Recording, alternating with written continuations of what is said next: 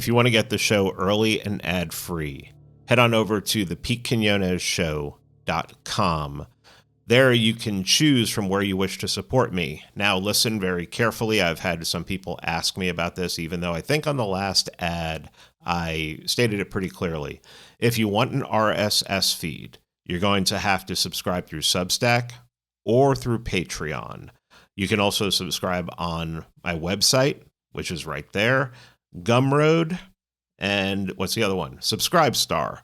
And if you do that, you will get access to the audio file. So head on over to the PeteQuinonesShow.com. You'll see all the ways that you can support me there. And I just want to thank everyone. It's because of you that I can put out the amount of material that I do. I can do what I'm doing with Dr. Johnson on 200 Years Together and everything else, the things that Thomas and I are doing together on continental philosophy. It's all because of you. And yeah, I mean, I'll never be able to thank you enough. So thank you. The PeteQuinonesShow.com. Everything's there. Before we begin, I want to take a moment to talk about the fact that within this recording, I talk about the historic Gnostic heresy within the church and how church fathers fought against it and the arguments they made. And I don't want anyone to think that because I brought up Protestant churches that don't believe in transubstantiation, that I'm saying that anyone denies that who doesn't believe in transubstantiation doesn't believe Jesus came in the flesh, okay? It's really important to me not to cause divisions, even if I take a little jab here and there. Believe it's playful, because it is.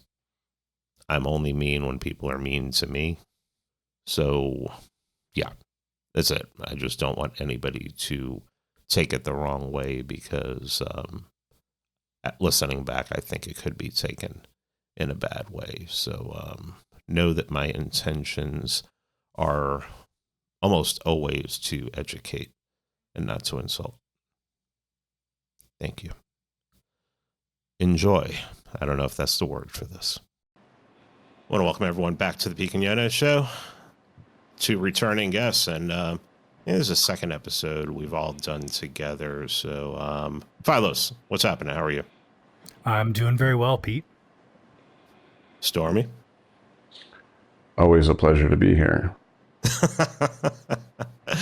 All right, gentlemen. We picked a topic, and this topic was picked like 2 weeks ago, or even longer. I don't even remember, because Stormy couldn't talk for a while, and then Philos was busy, and yada yada, and and then today we sitting around this morning and find out that another demon jumps out and does demon shit.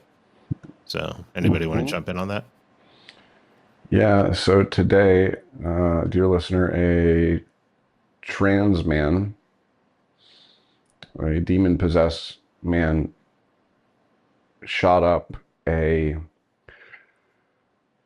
Catholic school, particularly the Mass. All of the children were at Mass. And I believe as it is right now, it's 2 dead and 14 injured. So thank God. It could have been way, way worse, considering how this fucking mutant was armed. But I've been poking around what little is available that hasn't been scrubbed. So like they did the usual scrubbing, right? Like social media channels, whatever, but not like the unusual ones. So apparently there is this thing called Skibbity Farms, which I guess is for the people that are too fucked up for even Kiwi Farms. Which is, it's like a forum for freaks. And that was not deleted because they probably didn't know about it. And also the person had, there was a lot of Cyrillic writing in the journal entries and some of what was written on the firearm. So some bright anons got the idea of checking VK, which is Russian Facebook. And sure as shit, the shooter had an account there. So on the account in Kiwi Farms, or sorry, not Kiwi Farms, Skibbity Farms,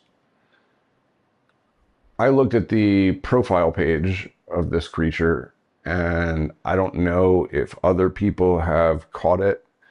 I'm sure some people have by now, but very displayed prominently, but in like the lower corner was a symbol for O9A, Order of Nine Angels. And that's proper Satanism shit. So, yeah, that's where I'm at so far with it. Did you look into it at all, Philos? I saw the pictures floating around on Twitter, the notebooks, and I talked about this privately with Stormy. Sometimes when you run into this stuff, you just don't look any further.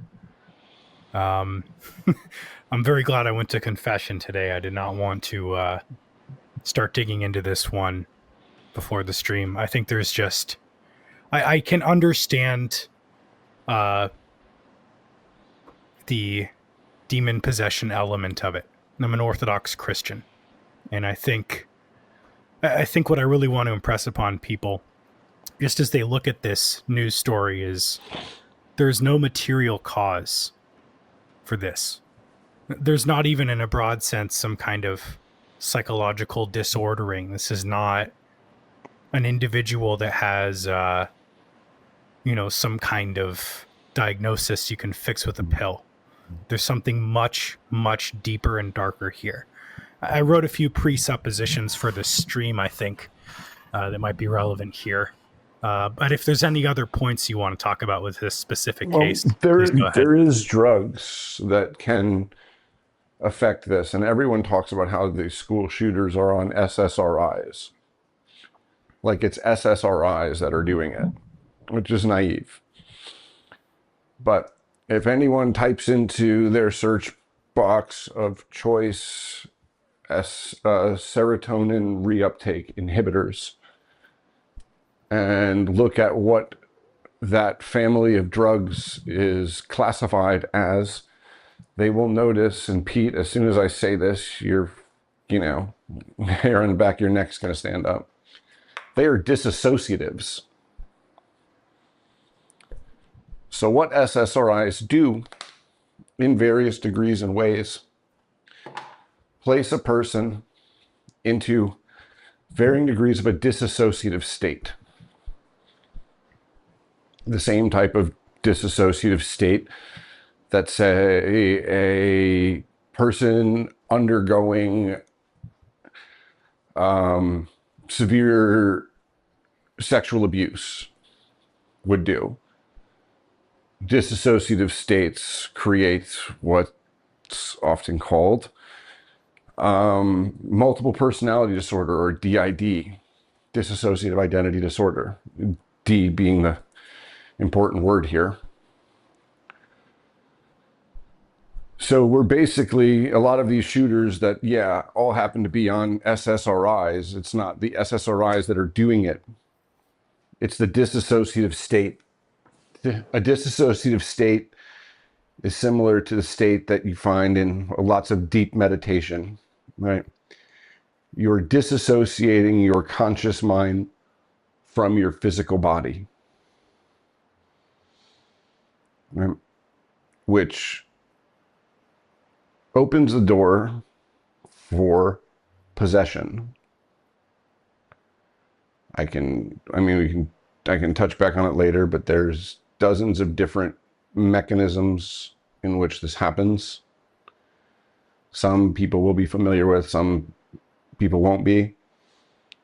But the specific type of drugs that a lot of these fucking animals have in their system are exactly the type of drugs. And if you think about how many people in our country are on SSRIs, It should give you pause.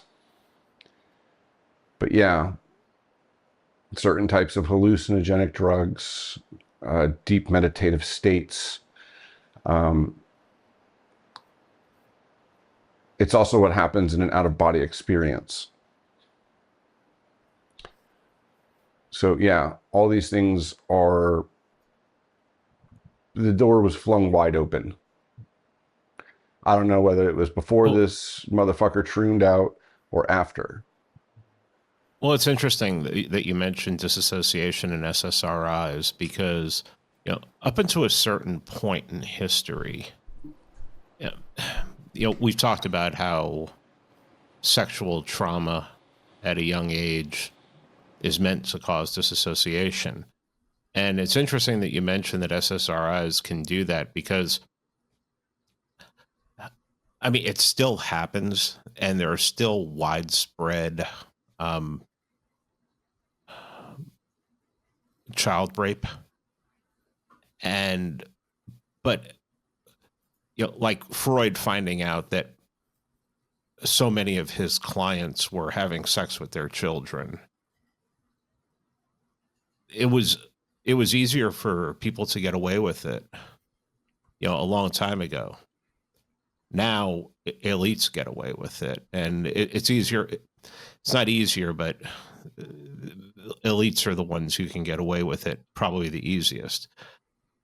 So really, if you have trouble having a culture and having a population that you can't, that you're having trouble to cause them to have disassociation order, then SSRIs are a really easy way to sneak it in so that you don't have, now that you can't, commit What's sexual very violence. interesting is the studies behind SSRIs.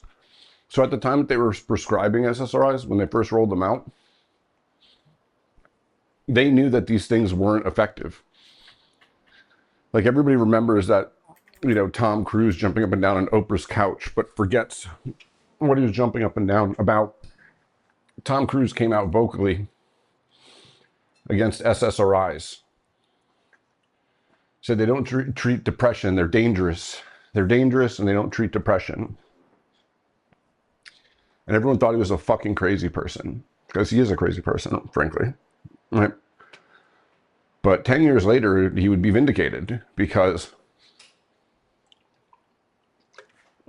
through a series of lawsuits, it came out that the pharmaceutical companies knew that SSRIs were 50% as effective in treating depression as 30 minutes of exercise a day or 1 hour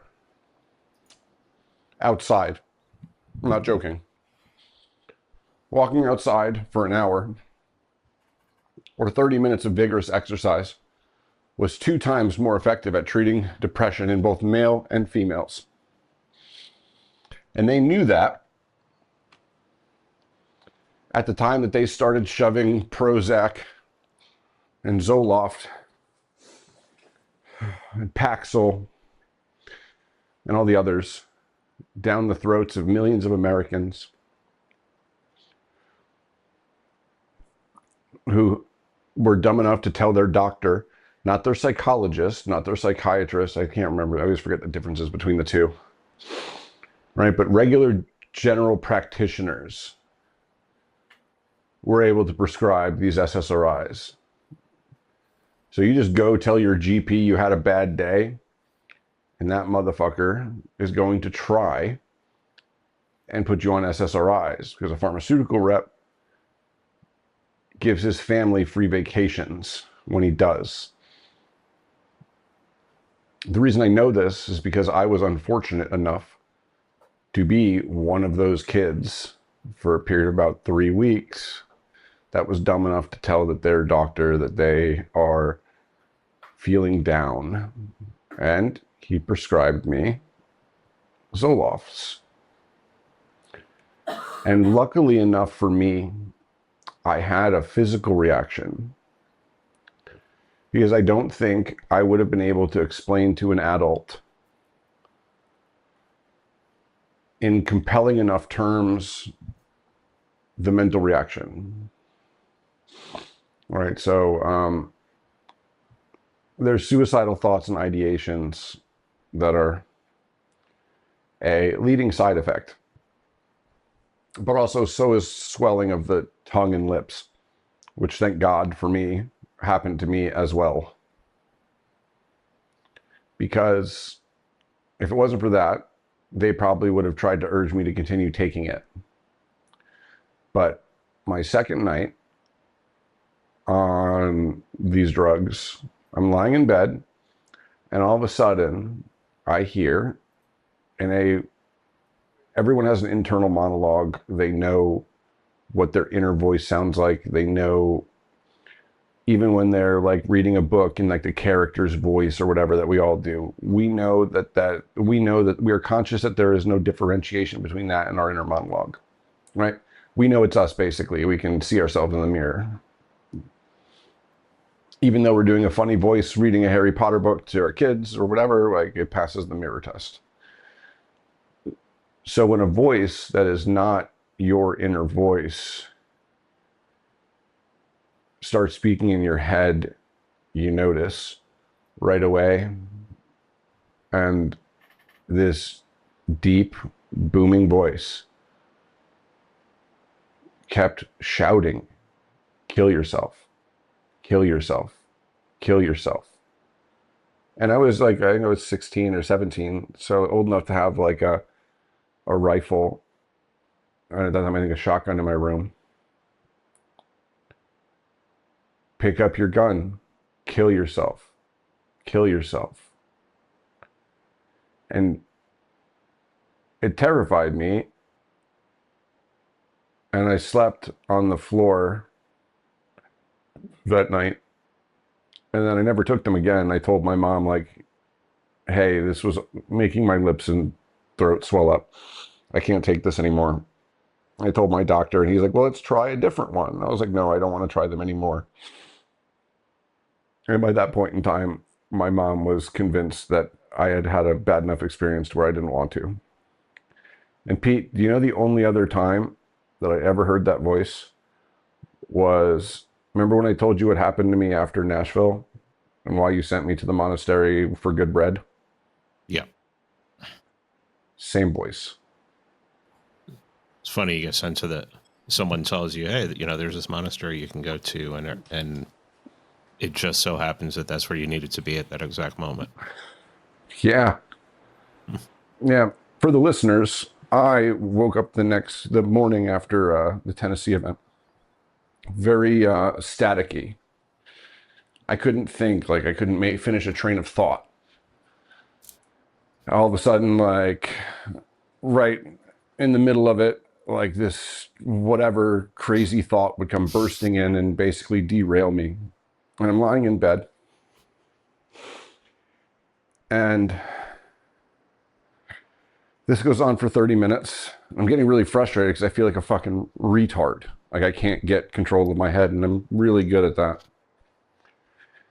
So I'm like, all right, I'm going to start to pray. And I'm going to start simple. I'm just saying the Lord's Prayer. I've said the Lord's Prayer hundreds of thousands of times since I was like 5. I know the words. But all of a sudden, I didn't. I would get 3 or 4 lines in, and then pow, a crazy thought bursts in, and now I don't remember the words, or where was I? And this happened again and again and again and again for almost an hour. All right, so I'm now lying in bed for almost 2 hours. And at this point, I'm freaking out, thinking that, like, did I have a fucking stroke? Like, in my sleep? And I sit there and I'm like, all right, I'm going to do this word by word. And I got all the way to the second to last word. And then, pow, just a horrible image in my head of a car crash. It was like people hanging out the like the window of a rolled over car, all mangled up, and just completely fucked me up.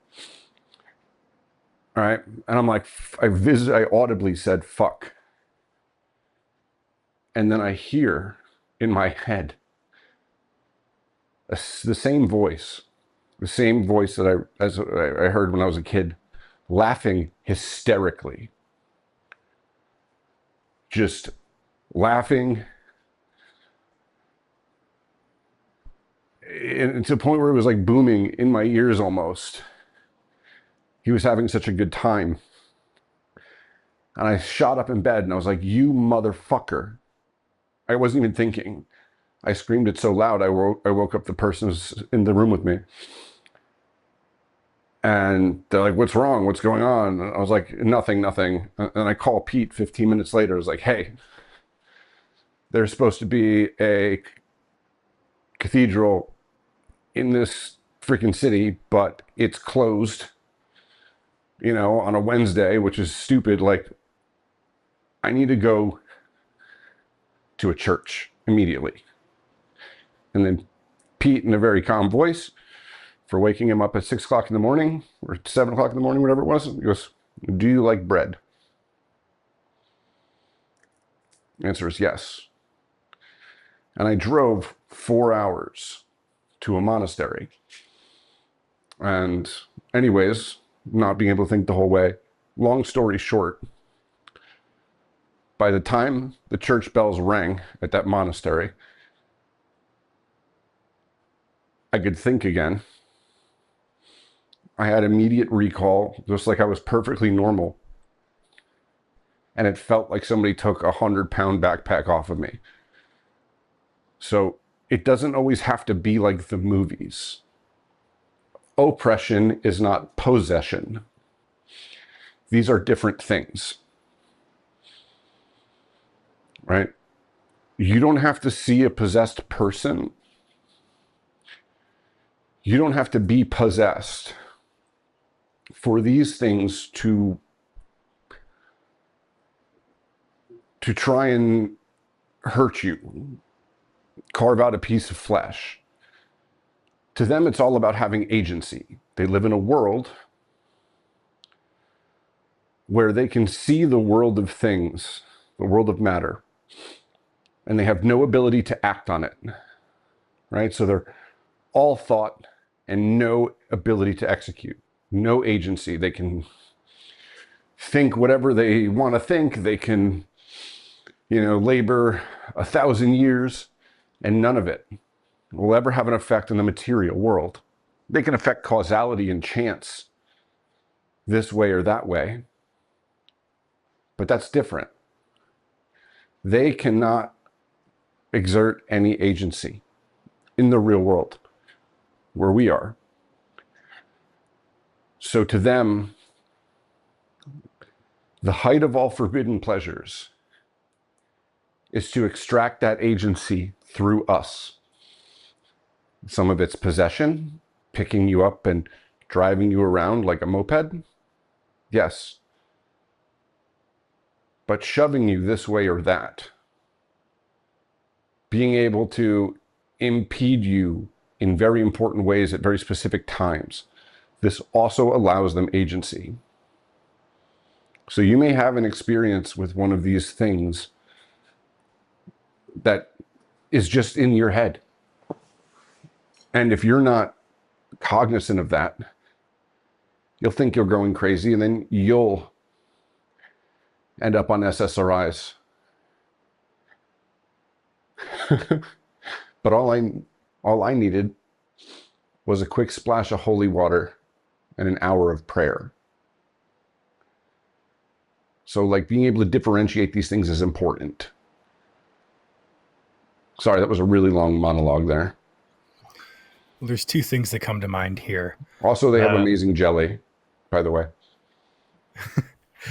The first thing that comes to mind is, I don't know the science behind this, but how many studies have actually been done comparing the realistic ingestion of either multiple SSRIs, but also combined with alcohol or other mood-altering drugs. I mean, it's very often pharmaceutical drugs are tested with a control and with the single drug, but as anyone knows, pretty much no one just does one SSRI.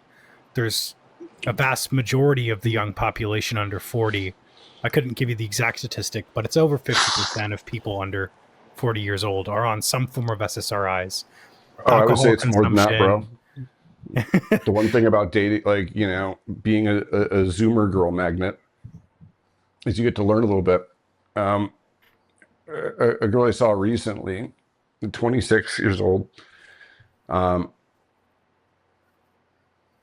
her and every girl she knows, so like all of the girls she was friends with in high school and college, every single one is on not just SSRIs, but an additional mood stabilizer or antipsychotic.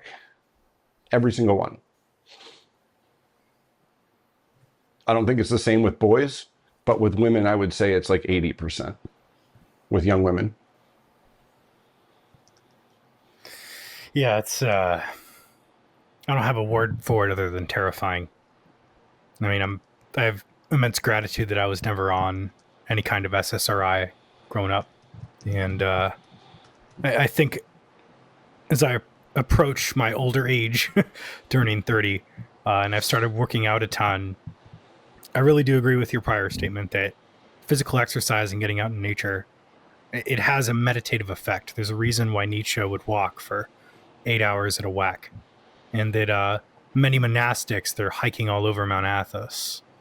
And the physical labor that's involved in a monastery, you're not sitting in a library only reading. You have an immense number of duties that are defined to you by an abbot, and you have to carry out over time. And so it's not just sedentary prayer. Even in Orthodoxy, you're standing the entire time. You're doing prostrations. There's a mindfulness to the nature of how you can combat this. I think there's so many different factors that I'm honestly surprised this sort of violent activity doesn't happen more often, where people will take tons of pills and they'll drink a lot and smoke a lot of weed. They'll depress their central nervous system, and then they'll take a bunch of serotonin altering drugs, and then they won't move.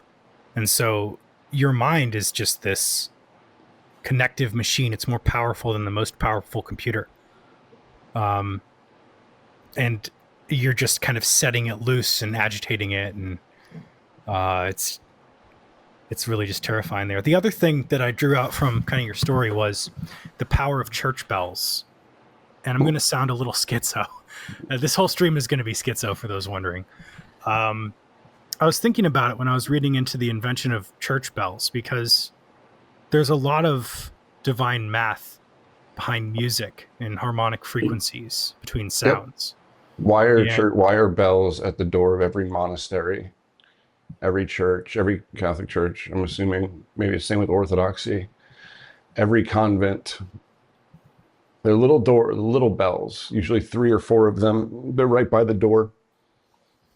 You ring them as you come in. They're called sanctuary bells. And they'll usually have an image in, whatever metal it's made out of, usually brass. And the frame and structure will be, sometimes iron or brass. And in the iron or brass, there'll usually be a depiction of an angel standing atop a demon or a serpent with a spear. Right? So, yeah, they hate bells. There's an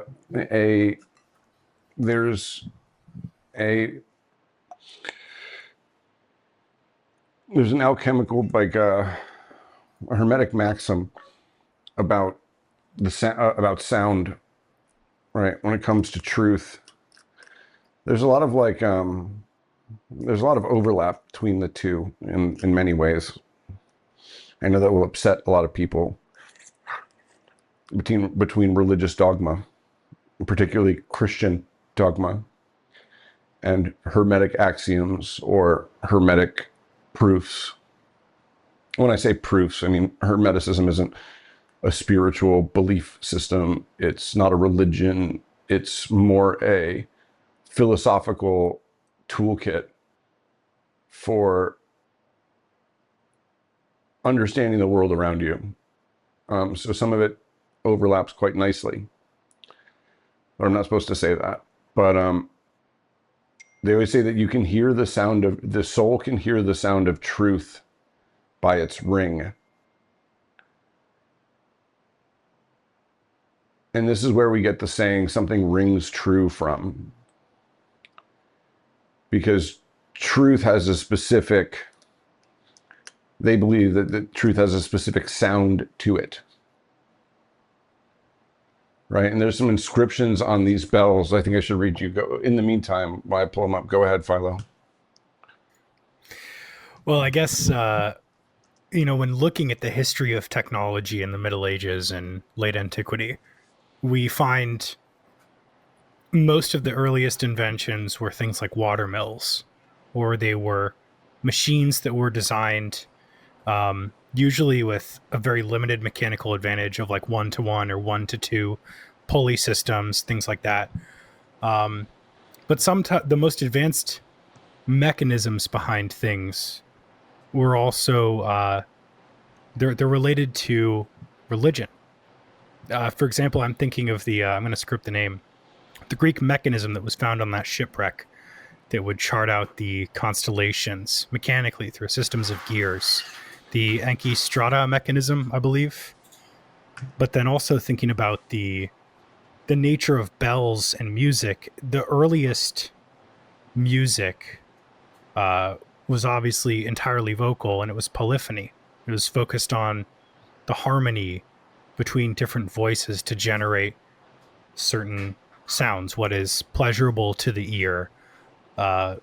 Most all classic composers, Bach and Mozart and Handel, they all wrote church music. They all wrote liturgical music that was designed to be played at holy days.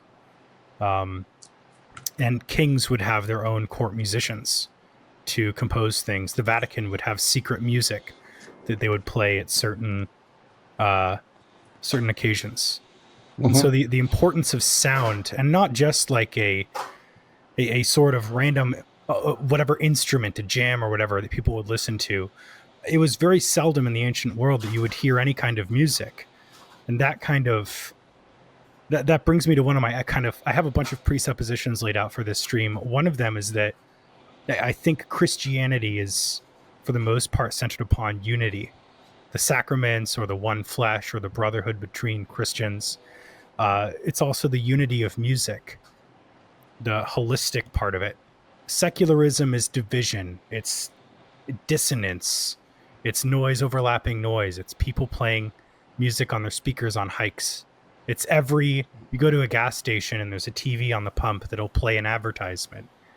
I can't help but connect it with the sort of overwhelming desire from very bad people that want to entirely capture your attention and to steer you away from any kind of spiritual or religious pursuit. I think you mean intention. Intention, yeah. Yes. So God is the way, the blank, and the light. The truth. The truth. Right. So this is what many take to mean. I'm trying to find the inscription, but it was basically like something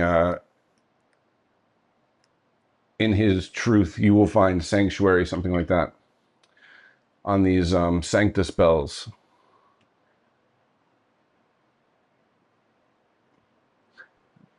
There is something that has to do with how,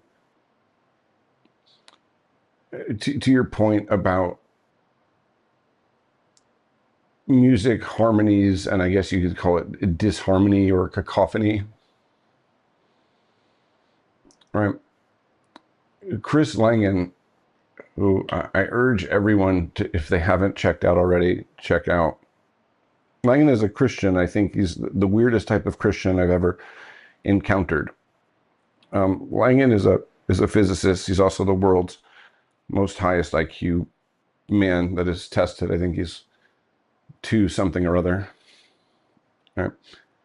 And he has this theory, right? It's a unified theory. So both it unifies quantum mechanics and classical Einsteinian mechanics, right?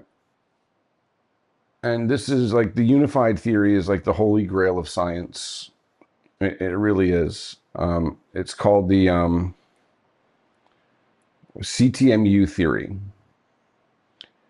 And basically, it's the only theory of only unified theory, or really any physical theory at a systems level, like, classical mechanics or quantum mechanics are both system level theories. Right? They don't just explain a specific action, they are generalized. Right? So they explain everything everywhere in that domain. And to unify these 2 things is basically the thing that the greatest minds in theoretical physics have dedicated their whole lives to, at least in the past 100 years.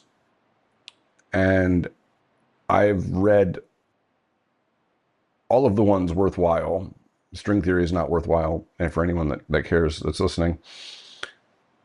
And Langan is the only one that I think has even come close, and I think he's actually cracked it. But basically, the reason I bring this up is because there's something called the Schrodinger's principle in quantum mechanics, or also called the observer principle, right? And that is, right, you've all heard Schrodinger's cat, right? That's what's called the quantum uncertainty principle, right? But a quantum particle is actually a really interesting thing because it does certain things when you're looking at it, and then it does other things when you're not looking at it. And I mean that quite literally. And even if you're looking through a camera, through a micro, like if you are observing it or trying to measure it in any way, right? If conscious intention is pointed at it, it behaves differently, right? So if its velocity is measurable, right? The second you measure its velocity,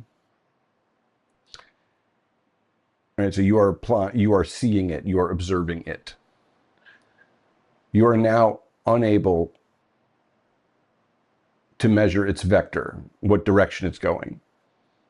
And if you try and measure its vector, you are no longer able to determine its velocity. It fundamentally changes its ability to be perceived on whether someone is trying to perceive it. And if you read Schrodinger, I was lucky enough to get a hold of some of Einstein and Schrodinger's correspondence as a younger man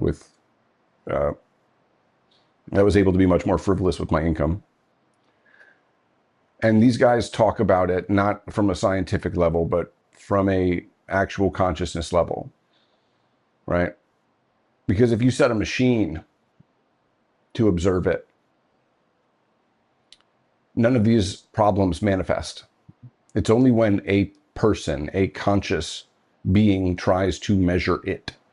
And there'll be a million videos about Neil deGrasse Tyson debunking my take on it. But unlike Neil deGrasse Tyson, I possess fucking Schrodinger's actual words to Einstein so he can get fucked. Sorry. I need to work on my swearing. I've been told I do it gratuitously. So it is something I'm going to try and work on. Right?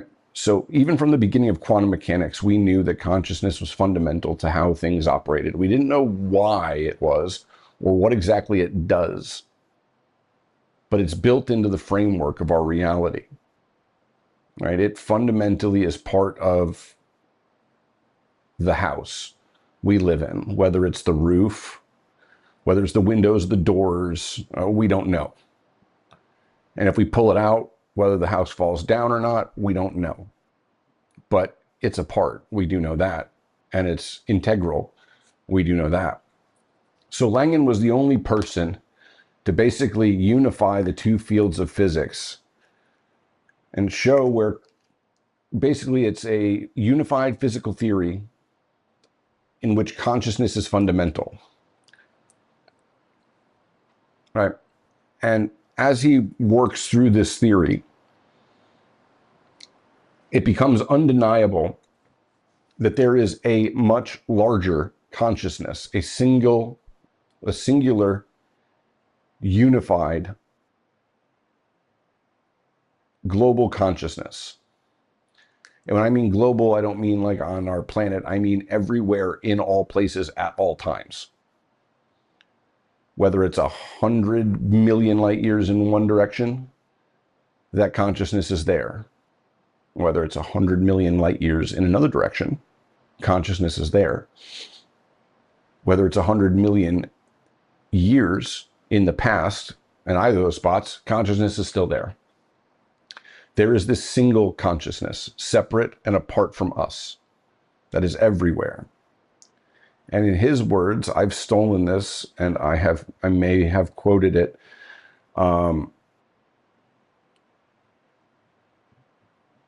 without citation. But he says, oh, and this consciousness is what structures the rules, right? If you say gravity accelerates a body in space at X amount of miles per hour, if the body is X size, whatever that number is the same everywhere. All right, that body will fall at the same speed in Alpha Centauri as it will in your backyard. Right, the number doesn't move. Right, so there is finite rules that exist everywhere. Those rules never change. The values of these forces never change. And in CTMU theory, he basically proves out how it is this unified, global, discrete consciousness that as it is existing, or its existence takes all of these rules, these values, and fixes them in place.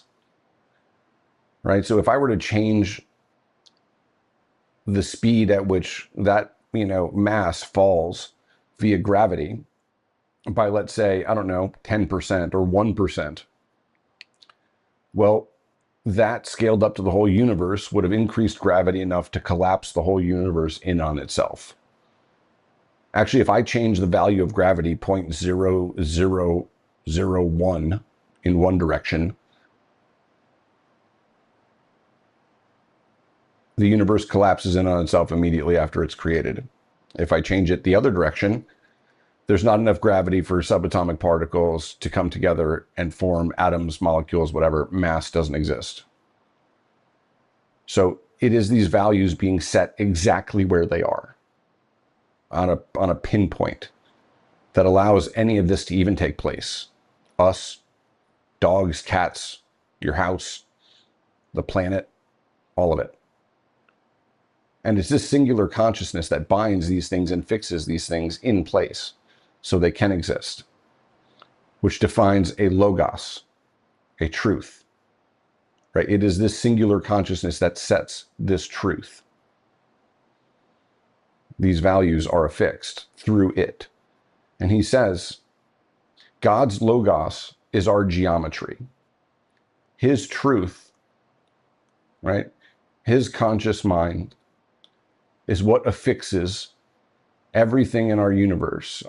It sets the values, determines what dimensions there are, what we can go. The reason why we exist in 3 dimensions is because God's truth. The reason we don't exist in 9 is the same. So God's logos is fundamentally the binding agent that holds all reality together.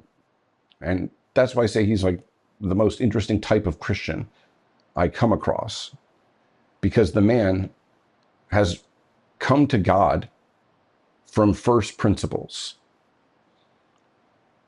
So when we say that Christ is the truth, the way, and the light, we have a lot more evidence to back that up than pretty much anybody else does. And you can explain certain mechanisms. And he basically defines mathematically the mechanisms in which evil exists in, right? It is a secondary consciousness. And I'll let everybody go check out his work, and he'll be happy, or hit him up on Twitter. He'll be happy to tell you all about it, considering the fucking raw deal that academia has given him. Thanks, Eric Weinstein. And he describes evil as incoherence and chaos with malice. Right? So chaos, incoherence, has malice.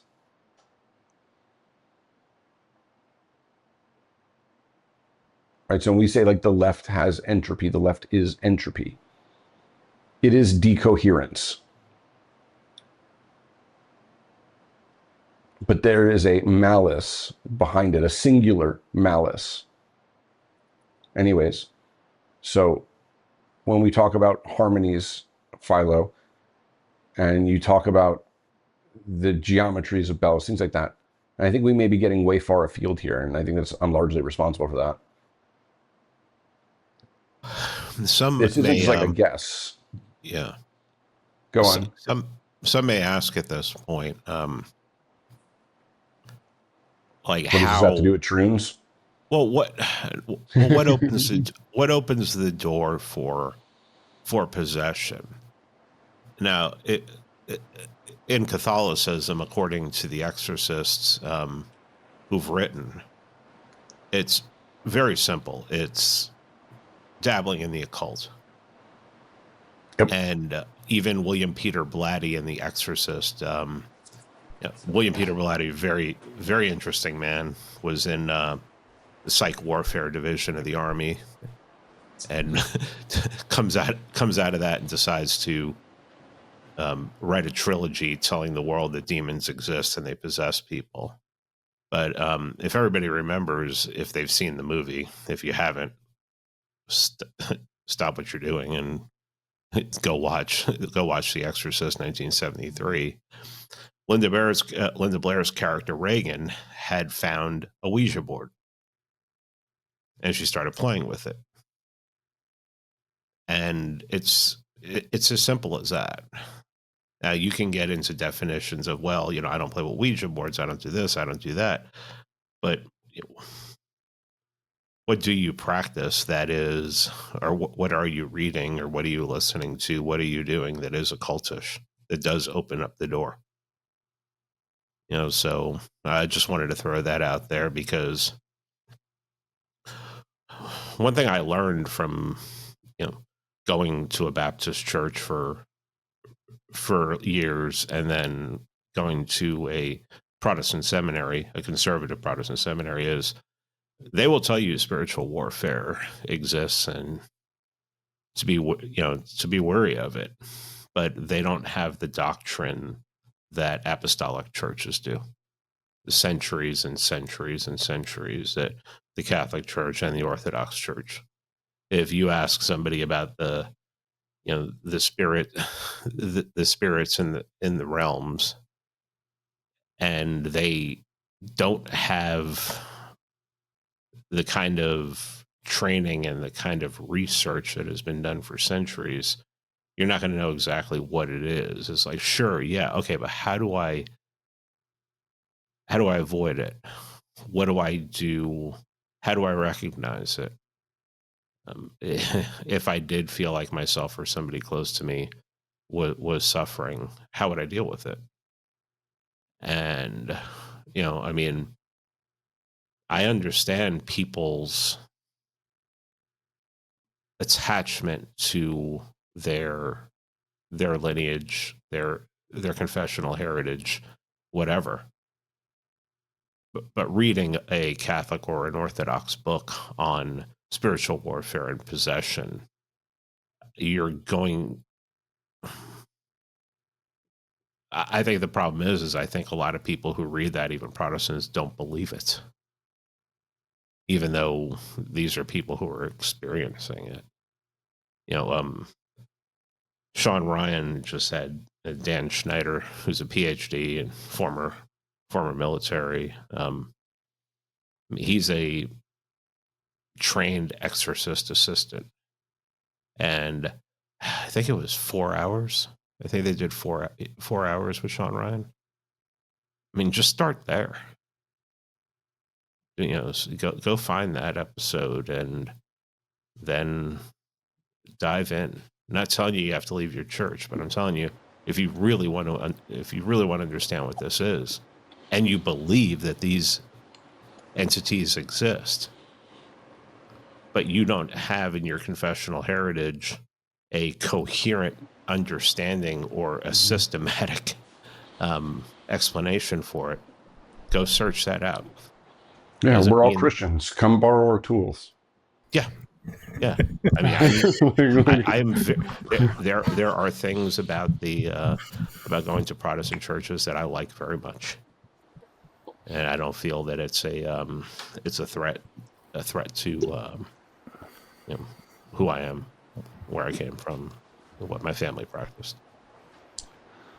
So on your point, Pete, real quick, about how prods see this type of stuff, I agree with you. I think a lot of them don't even believe this exists.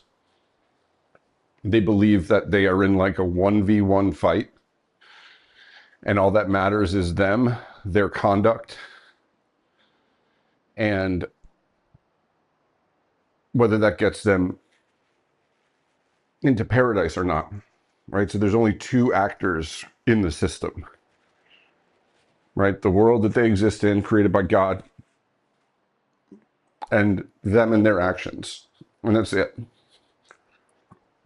They don't quite see it as a larger playing field with other, agents. And that opens up oneself not to possession. I know very, very, very, very good Christians that are prods that I have no doubt in my mind will be in paradise.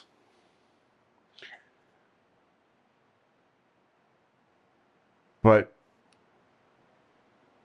you could be like the best fighter guy in the world, but that doesn't mean you're able to actually fight in like a war where there are pieces moving around, right? There are other types of things besides other really good fighter guys, right? Like it is almost a symphony of terrible. There's a whole bunch of people, and like there's too many pieces on the game board to see it as just all that matters is me and my relationship with God. And I think that's something that prods fall into a lot, where a lot of the older churches, they flat out say like, this is, mankind exists in a state of spiritual warfare, right? There's as million enemies of God, a million spirits as there are animals, flora and fauna on the earth. And they're right. They literally are just roaming around. And to Pete's point about saying like the occult is one way that this happens, remember that quantum particle, right? It knows where your intention is.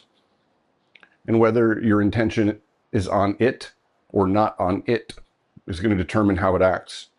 This is much the same, right? Porn is as much of a doorway as occultism, because what are you focusing your intention on? Oh, by the way, porn, I mean, there's dozens and dozens and dozens of studies about how watching porn creates a dissociative state.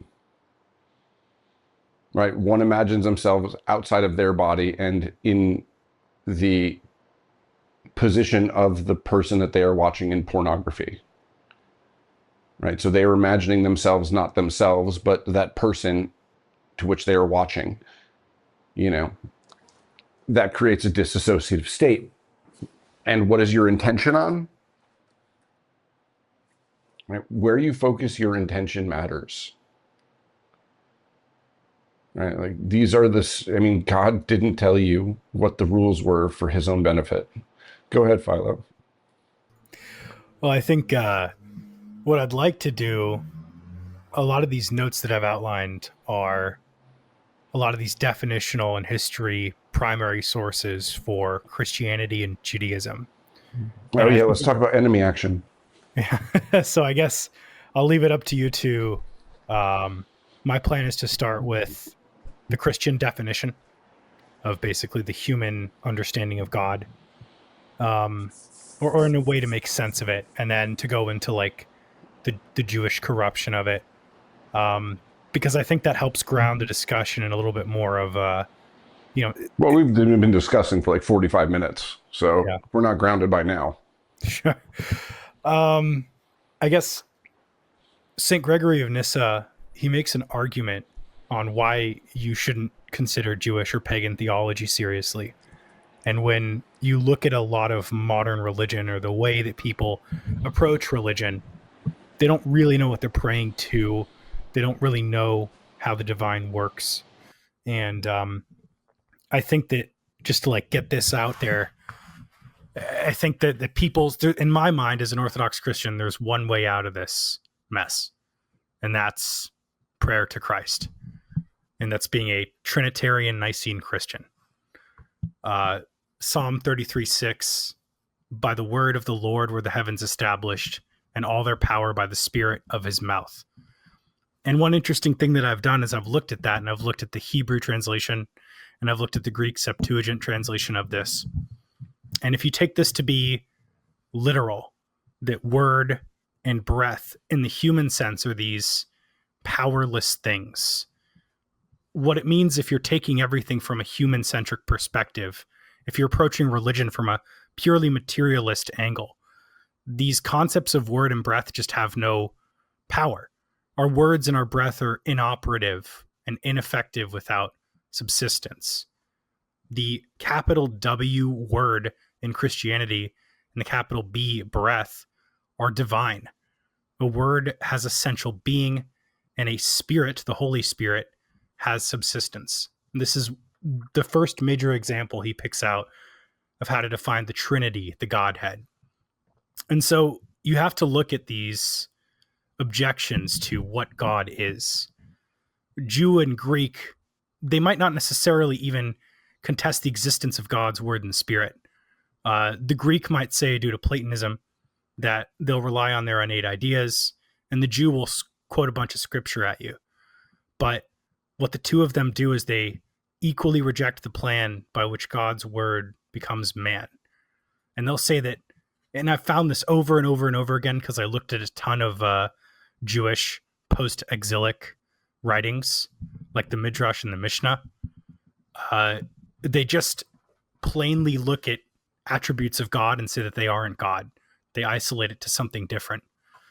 And I think I could inform this more of the background with the Hellenism, but I can get into that when I talk about Judaism. I wanted to like run Christian mysticism by you, Stormy, just to Well, real quick, what do the Jews seem to be well aware that words spoken, right? So words with breath have spirit. Would that be correct? Yeah, absolutely. They care very much about what words are spoken out loud. Yeah, the Shema, the whole section on Judaism. Yeah, absolutely.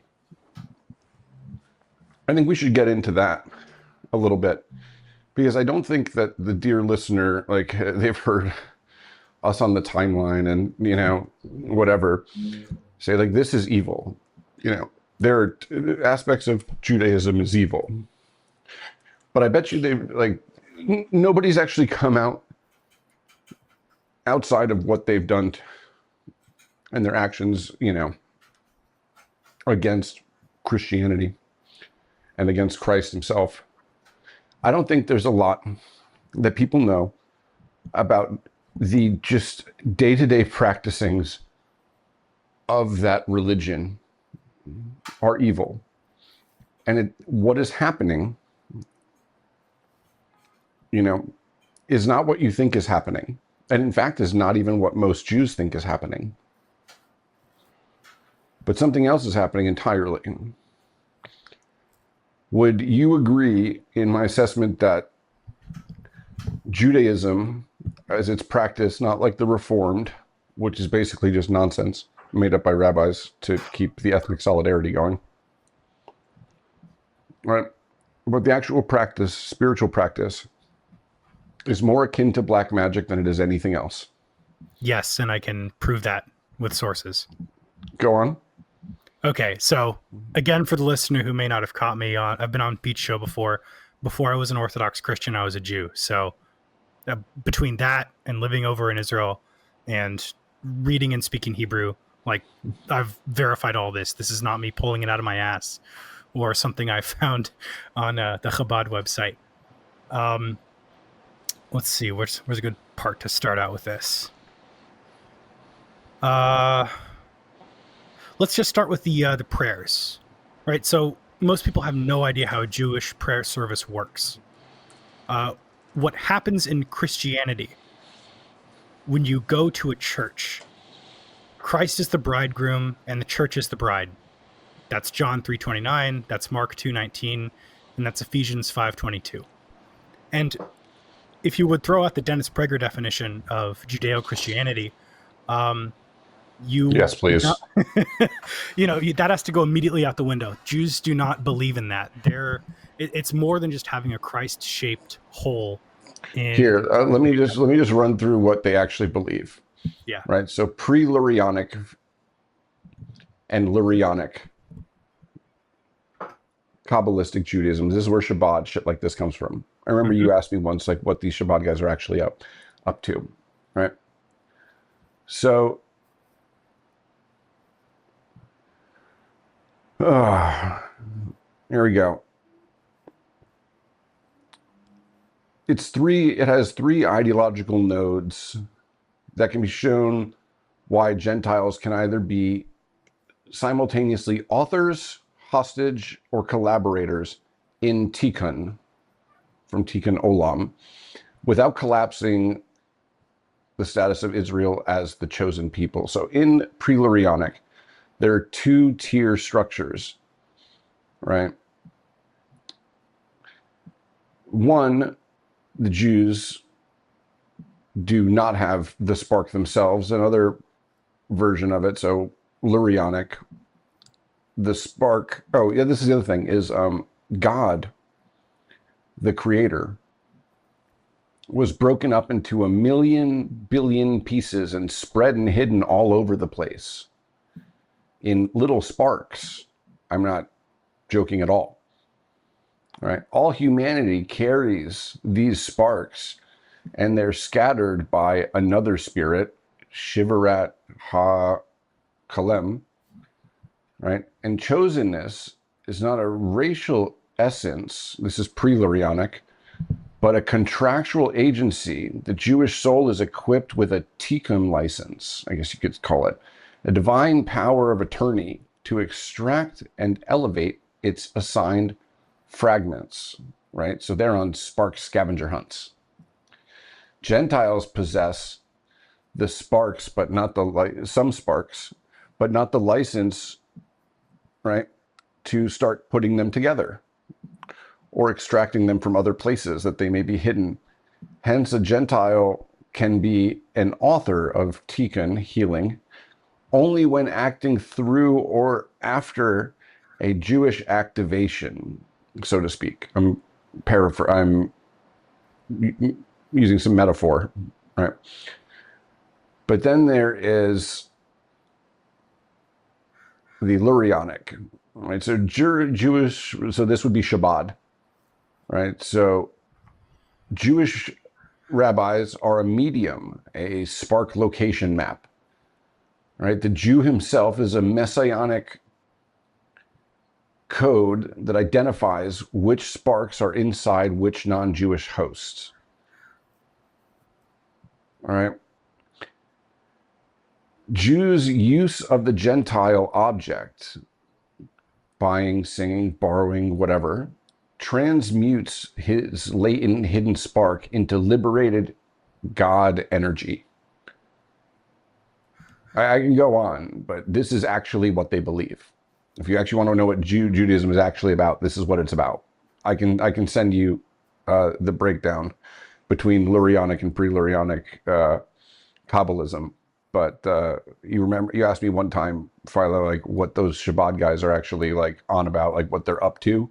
This is what they're up to. And I also found like how far back not very Christian. Lots of Judeo, but I can't do the Christian in the spark hunt. Well, I remember like I explained a lot of the medieval history to Pete, which I know pretty well. I knew very well back to like 1500 or so. But before this researching for this stream, I didn't really take a look at the origins of a lot of the other more ancient elements. I mean, because the mindset in Judaism, like the formal doctrine that rabbis tell Jews in the religion is it's an unbroken chain of law passed down genetically from Moses on the mountain, God giving him the Torah, the law, and the spark map. Yeah, exactly. And this existing unchanged, unerring, with the exact doctrines through all time to the present and for all time into the future. But there's some elements that disprove this. So, and this, you would think that he would know that that's a bold-faced lie. Yeah, but if you're like a cultural Jew that doesn't speak Hebrew, it wouldn't even cross your map. You wouldn't even. Yeah, but so the rabbi is literally giving you a sales pitch full of not true shit to get you to do a thing. Yeah, I want to elucidate like how far back this goes, because you mentioned like the pre-Lurianic Kabbalah in the 2nd century BC. You have to understand the Interpretatio Graeca of Judaism and the encounter between Judaism and Hellenism, because Judaism is not this religion that's operating within isolation, just among itself. The entire history of Judaism is Judaism and other groups encountering each other. And it's completely false to say that Jewish theology was unaffected by these other groups. So I'll list a whole bunch of examples as quickly as I can, and stop me at any point. In the 2nd century before Christ, Posidonius portrays the Jews not as theologians, but as a collective group of philosophers. Hecataeus of Abdera wrote in the 4th century BC that there was already an extant priest caste in the time of the early Ptolemies that was practicing Egyptian magic. Theophrastus states that the Jews worship heaven itself as the highest god instead of a universal god, a true monotheism. Monotheism is a modern concept. Indica of Megasthenes, who was the ambassador of the Seleucid Empire to India between 304 and 292 BC, he stated that the ancient Indian Brahmin culture reflects the same theological understanding of nature and reality as the Syrian Jews. Clearchus of Soli, who was a pupil to Aristotle, describes the total Hellenization of language and the soul of even the wisest and most upper elements of the priest class of Jews. Both Clearchus and Posidonius, 150 years apart in writing, describe the Jews as practicing omniromancy, which is the study of dreams. Celsus, who writes in the second half of the 2nd century AD, describes the Jewish God as interchangeable, as discussed between Jews themselves, with the Greek, Scythian, and Egyptian gods. That is to say that Zeus, Sabaoth, Papeus, or Amun can all be used interchangeably with the Jewish conception of Hashem. Additionally, Jewish syncretism with other cultures existed in the Greek-speaking diaspora prior to Christ. The Jewish pagan cults of Sambathion in Thyatira, the Sabbatistes in Sicilia, the Sambathiki in the Egyptian Naucratics, and the Hypsistarians in the Bosphorus of Asia Minor are all Judeo-Hellenized cults that are operating within a priest caste. And over time, prior to the establishment historically of the Pharisees, there was a crisis within Judaism between about 175 BC and the mid 160s, which is where the more radical reformers, i.e., certain elements of the priest caste, attempted to abolish the entire Torah. So, in reaction to the historical reason that Judaism in the life of Christ, when it exists then, as the Pharisees control Judea, is that it is extremely rigid and dogmatic.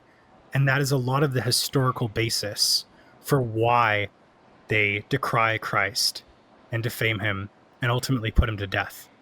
And you also have to consider that, especially in the post-exilic context, God has both a Holy One male gendered form and a Shekhinah presence for the female form within the same universal concept of God. So there's a whole bunch of other different items that go with this. But I was wondering if you had anything to say on that before I kind of Well, continue. so this is why when the Orthodox guys are praying against the wall, it looks like they're rocking back and forth.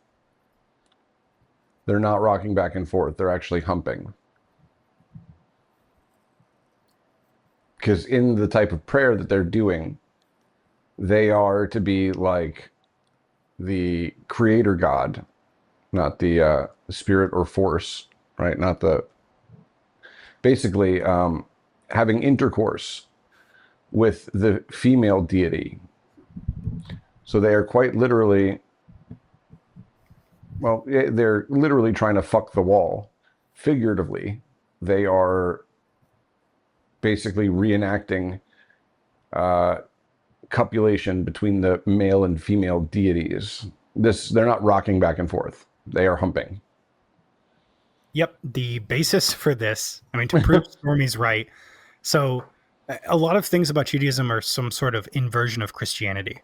So in Christianity, Christ is the bridegroom and the church is his bride, right? Those passages I mentioned earlier. Well, the opposite of that, there's a prayer in Judaism at the end, at the start of Shabbat called the Chadodi, and the Shabbat bride, the Kala, is the divine feminine, the Shekhinah, which is ritually enacted, brought into the synagogue to join the Jewish people who are the groom. This is a standard prayer. It's all Jews in every synagogue on Shabbat on the planet, every single one. And this is this is not a biblical prayer. You can't find this anywhere in the Torah.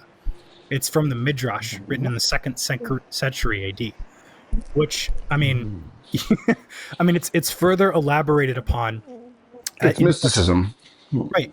And it's further influenced by Rabbi Shmuel Idols, who lived from the mid 1500s to the early 1600s. It's the same evidence for this is given in the Chidushai Agadot, which is a Kabbalah's text. And I have more items from the Jewish prayer service to bring up that people don't necessarily know. Well, so here's something that not a lot of people may know, is the Kabbalah was originally Greek. You know, there's that study of, there's much to do is made in Judaism about gematria. Yep. And basically number magic. That originally comes from Pythagoreanism, right? So the Kabbalah, spelled with a Q and not a K, is a Greek book of, well, it's a series of books that is both magical text, as in like, we'll call it like magical backstory for said text, and then magical text as in like operational text, right? So that is what the Greek Kabbalah is. The Jewish Kabbalah is a hybrid, and this is proven out here. Let me see if I can find this. Ars Notoria. No, where is it? Too many books.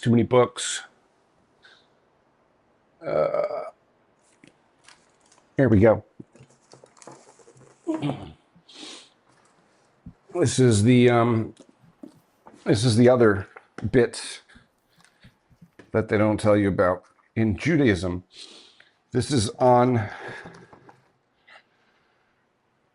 Dr. Stephen Skinner's translation of a very, very nasty bit of magical text called the Keys of Solomon. Right, the names are interchangeable. What matters is the ritual, right? So Keys of Solomon is just the Jewish name for it that it's mostly remembered by. But I mean, this was called the Seven Seals in Greek. No Solomon attached. And a similar thing with a certain Egyptian deity. Anyways, here we go. Right, sources of the Solomonic magical tradition. Topic has been... Where we go? Yes, so for the benefit of those readers who have not read this, fine, this is worth reading. The Greco-Egyptian magical papyri, right, is found to be the original source, right? So it's called the PGM for short, right? Oh, the primary Egyptian nomina magica were dropped. The bulk of those taken by Jews in Alexandria. The methods such as threatening one spiritual creature with another, using phylactery or lament or a floor circle for protection. All right. There are very few methods that were introduced into the Kabbalah itself that did not first originate 300 years earlier in Egypt. So most of the ritual magic in Judaism, which is a lot of it, comes from the Greco-Egyptian magical papyri, and particularly a much nastier version of it. Leave it to Jews to kind of crank things up to 11, right? Called the Seven Keys of Solomon, which I don't urge anyone to look into ever. But yeah, so they basically, like you're talking about, they go around the world. It's like they're going around the world picking up like the naughtiest magic of each and every place and rolling it all together. So it's not like they're polytheistic, which they are. It's like they're, what's the word for like not many gods, but all of them? Like, yeah, we have tons of gods. Which gods? Everyone we run into. Pantheistic? Yeah, I guess pantheistic would technically work. But yeah, anyone can check out Stephen Skinner's work on the origins of the Kabbalah. Right. He basically carved out which came from the Greek. That's why I couldn't find you. But yeah, so he talks about which came from the Greek and which came from the Egyptian, and basically how and what it was turned into in the Jewish texts. But most of the text of the Kabbalah, which is many books, I think the Zohar is more books, but this represents almost all of, like, let's say Shabbat, right? Shabbat, which is the largest growing sect of Judaism, members like Lex Wexner, who was the guy that brought Shabbat to the US, other illustrious members like Igor Kolomoisky of Ukraine, who, in partnership with Lex Wexner, set up all the Shabbat schools around the country. And it's got such notable members as Ben Shapiro and Jared Kushner are all Shabbatniks. These guys are Kabbalists. So these guys, Mark Levin, also a Shabbatnik. Their whole understanding of faith, religion, Judaism, whatever, right? What they practice in their day-to-day is quite literally Greco-Egyptian dark magic. And it's not a joke. Yeah, I could just pull stuff right out of the Mishnah Torah for you. Like, Please. okay, so I mean, people really people just don't know. Like This was the part. This was the original point of the stream, by the way, guys. Sure. We just weren't planning on a demon possessed transvestite shooting up a bunch of kids. Mm-hmm. But go ahead. So one of the core prayers, and this is something that was new to me, was that a vast majority of prayers that are, inside Judaism that you're saying on a daily or weekly basis, they might be out of the book of Deuteronomy or Exodus, or they might be out of the Psalms. That's standard for the course. But a lot of what actually exists in the core of daily practice is post-exilic. So the perfect example for this is the Amidah.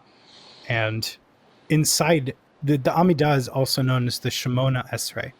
And it was codified by Rabbi Gamaliel II in Yavne after the destruction of the Second Temple.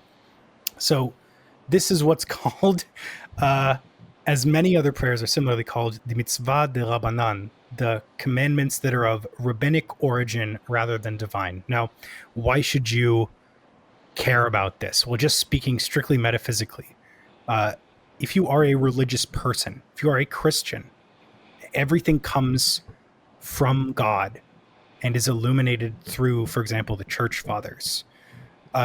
In Judaism, a lot of these commandments are coming directly from rabbis. And what does Christ say? I mean, put not your trust in princes, in sons of men whom there is no salvation. And it's a very, very explicit reason for that. But what is inside this Amidah prayer? Well, there's 18 sections. One of them is called the Birkat Haminim. It is the curse on heretics. And it's repeated in the rabbinic liturgy in Hebrew. And this is said everywhere, across all synagogues, everywhere in the world, even Reform ones. This is a curse on Jews that apostatize to Christianity, like me, and Christians themselves, as well as the governance of the Christian world. So in every synagogue that is prayed. Now, they'll say that the meaning of it is like diluted and that it doesn't mean the same thing. But if you look at the text of it, it's still a curse. The prayer itself dates to the Jerusalem Talmud, and that predates the Babylonian Talmud by about a century. The texts themselves are written in Aramaic rather than some kind of more ancient Hebrew form. But I also want to talk about a little bit more about this Hellenistic corruption, because I think that Greco-Egyptian corruption of Judaism is what gives it a lot of the magical attributes. It's kind of the framework for it and how this is all incorporated. The most famous, the actual theology of Judaism, a lot of it stems from Maimonides.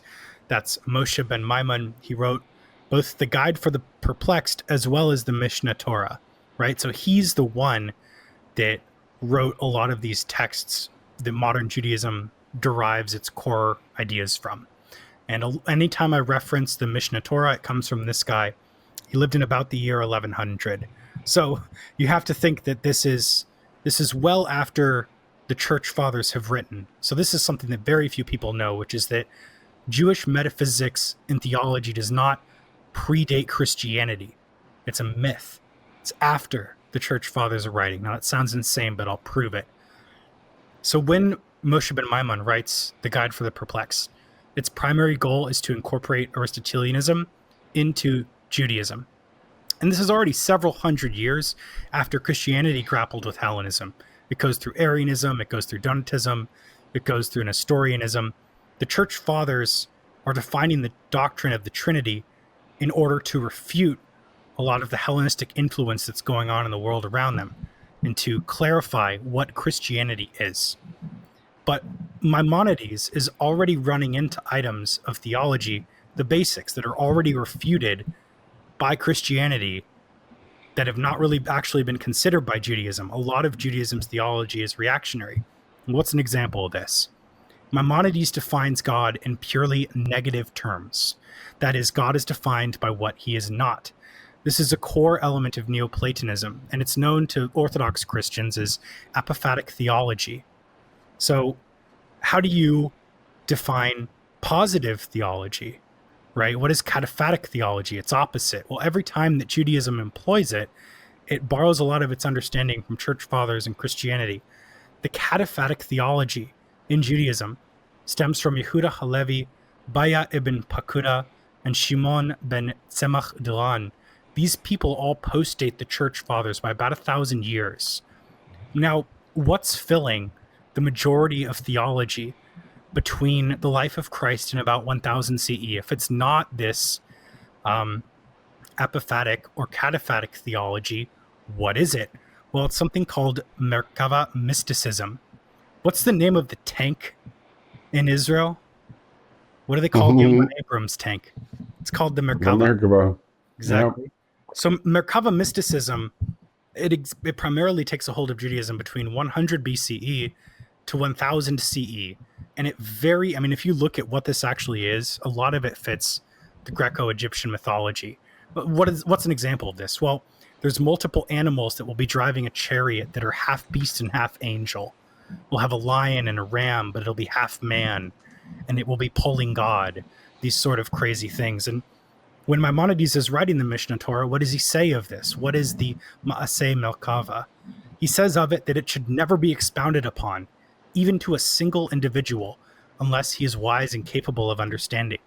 And this is where I want to bounce some, I guess I would even call it perhaps Gnosticism, but when I say this, and these are direct quotes from the Hebrew translated into English, this will make you laugh, Stormy. From Maimonides, the pinnacle of knowing him, referring to God, is to reach the stage where you admit and believe that you are completely ignorant of the truth of his glorious essence. You do not know God. You are completely ignorant of God. It's almost like a Buddhist understanding where you destroy the self. Further, another example from the Mishnah Torah. God is the knower, the subject of knowledge, and he is the knowledge itself. All is one. There are 4 types of physical matter: fire, wind, water, and earth. All 4 bodies of these do not possess a soul, nor are they conscious or knowing. They are like dead bodies. That's a direct translation from the Hebrew. And further to this, the Jewish astronomy and astrology is uniquely distinct from both Hellenism and Christianity.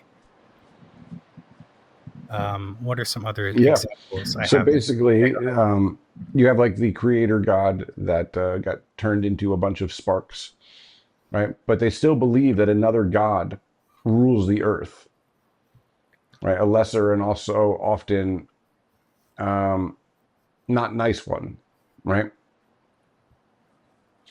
This is straight up Gnosticism. It's not kind of like Gnosticism. It's not a little bit Gnostic. It is Gnosticism, right? The world is run by an evil monster deity, and the real God, the God that created everything, bits of his spirit is broken up into many, many, many, many pieces and spread about everywhere in all of us. And the physical body is that you inhabit is not real. And all that is real is your consciousness and this spark.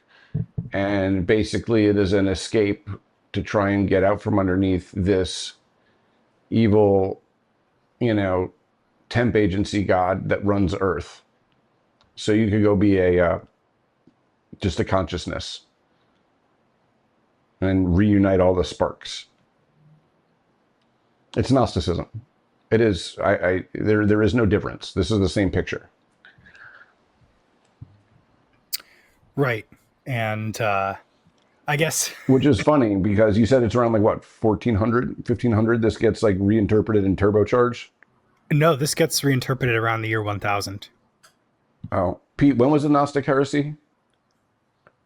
Oh, that was 2nd century, 2nd and 3rd century. I mean, that was immediate. It was almost immediate. Yeah.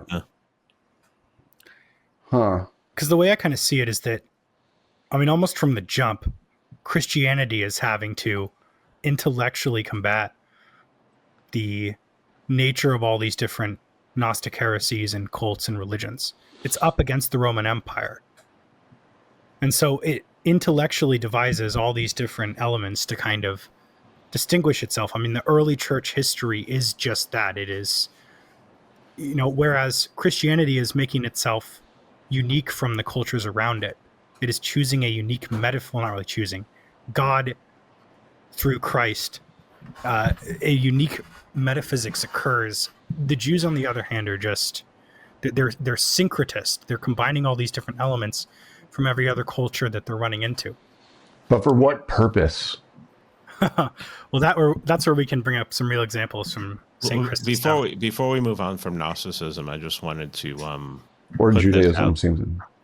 I just wanted to throw this out there for people who, and I'm somebody who went to a church where they gave you a piece of cracker and a little cup of juice. The way the Gnostic heresy was commonly argued in the late first century. I mean, this was late first century and kept going for a couple centuries, was transubstantiation.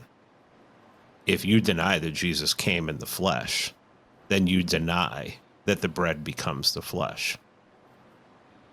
That's exactly that's exactly the main argument that was made by people like St. Ignatius of Antioch.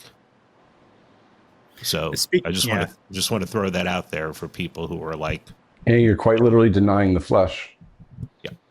That means you're denying the Son. If you're denying the Son, you deny the Father. Yep, and I can actually also prove that as well. So I guess I guess I'm going to start with.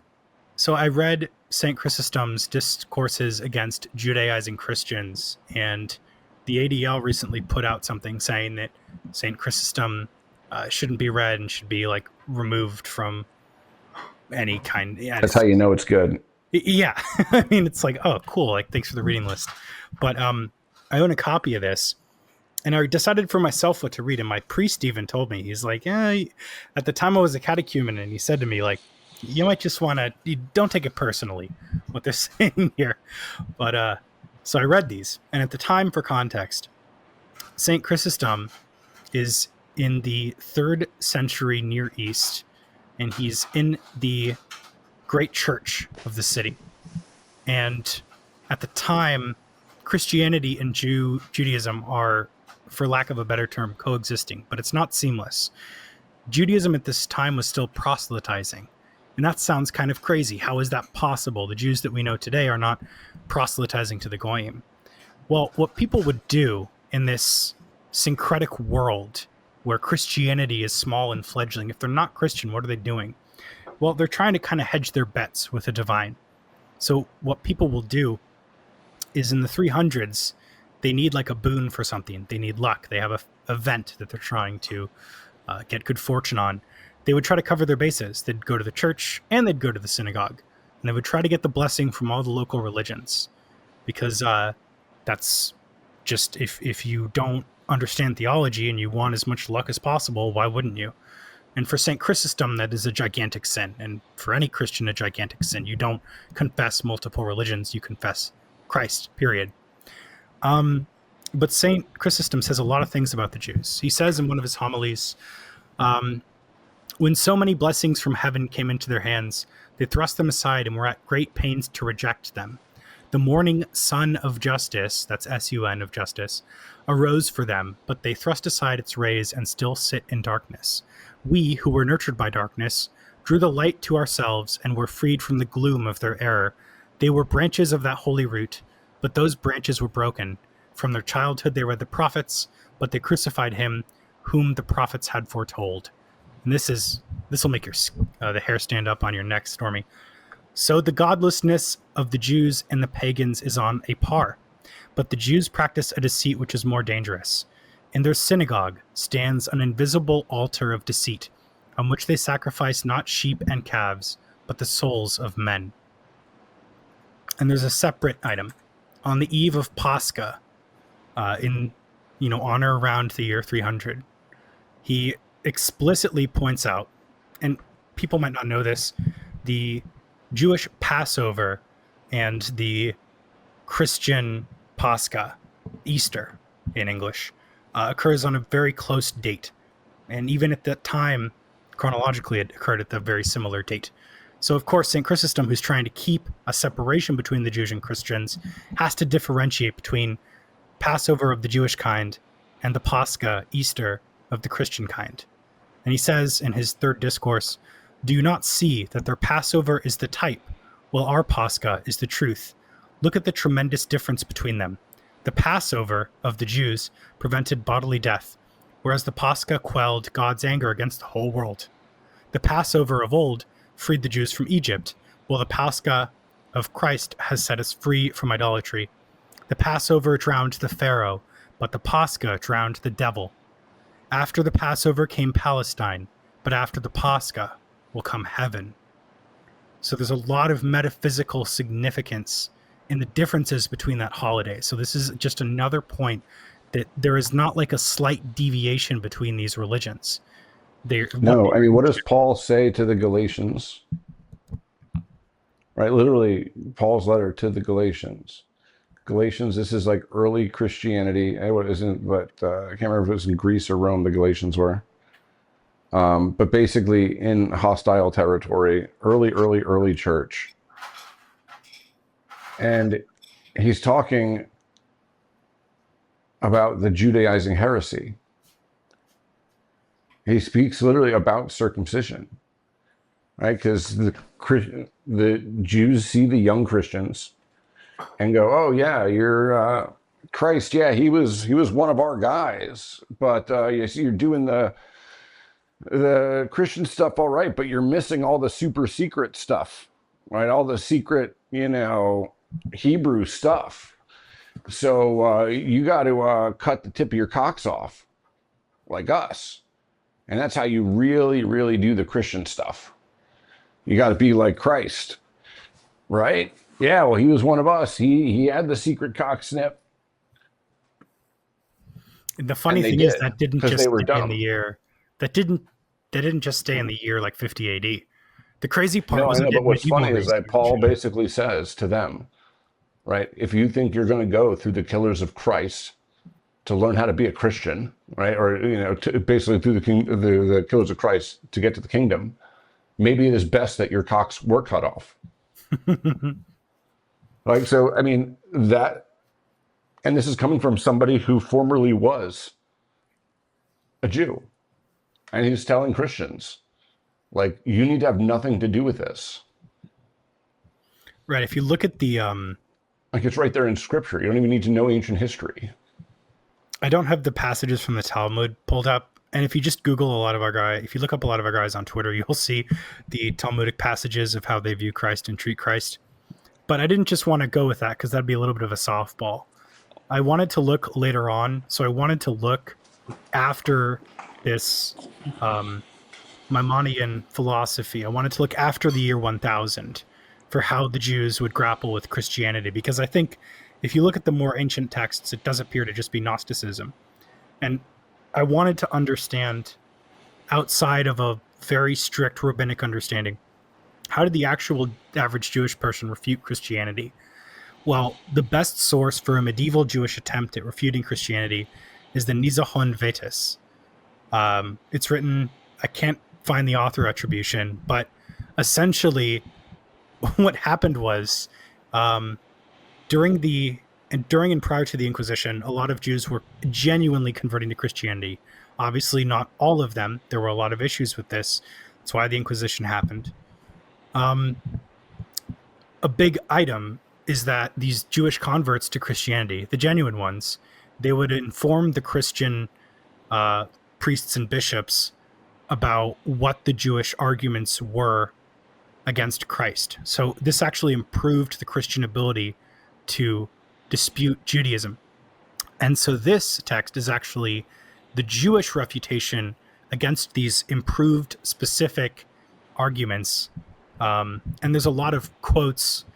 Basically, this text goes through the entire Old and New Testament and tries to call out all the different Trinitarian references to Christ and tries to disprove a bunch of things in the New Testament. And so what I'm going to say is, I mean, it's technically heresy, but it's, I say this as a source. This is not my own words. So much of the argumentation, why don't Jews accept Christ? Well, in the modern world, people will tell you that Christ, it could be like a really bad blasphemous thing that I'm just not going to say. But like the mildest form of criticism of Christ in Judaism is that he was like a misunderstood rabbi, basically, that his followers just didn't really know what was going on, and that Christ was actually preaching Judaism and that his followers misunderstood him. That's like the absolute most charitable Jewish interpretation of Christ's life and activities. But there's a bunch of other crazy stuff. Much of the argument of the Jewish attempt at refuting Christianity is the refusal to accept the completeness of the Trinity. It just doesn't. I really see that Judaism in the medieval texts does not understand the thorough completeness and unity of the Trinity. Like there's one passage in the text, Vayera Elav, that equates the father-son relationship between God the Father and Christ. They equate that relationship to a human relationship.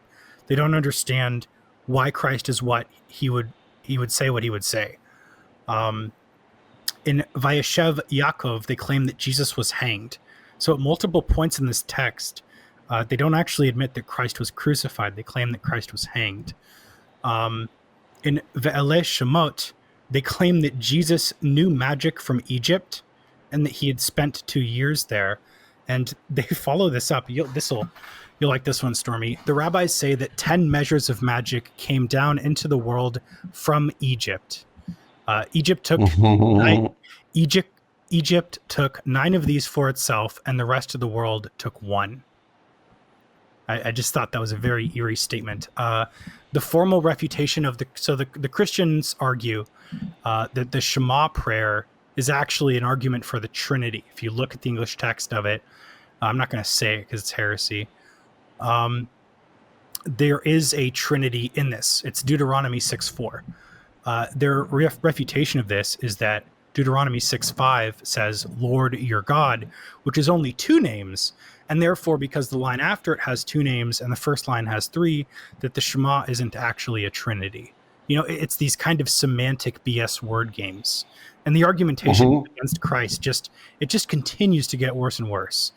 And I say these so people just have like a better understanding of how weak Jewish counter-arguments to Christianity are. Strangely, while criticizing baptism, so basically Jews say in this text, what sort of sin and impurity is removed by baptism? That's crazy, even from a Jewish perspective, because Jews have the mikvah, which is a ritual bath of water that they go into before Yom Kippur, before repentance. So this is like a deliberate, I mean, they're just pretending not to misunderstand. Yep, 100%.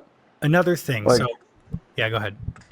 I was going to pivot to demon worship in Judaism. I'll wrap it up in just like another minute or two. I'll just finish this out.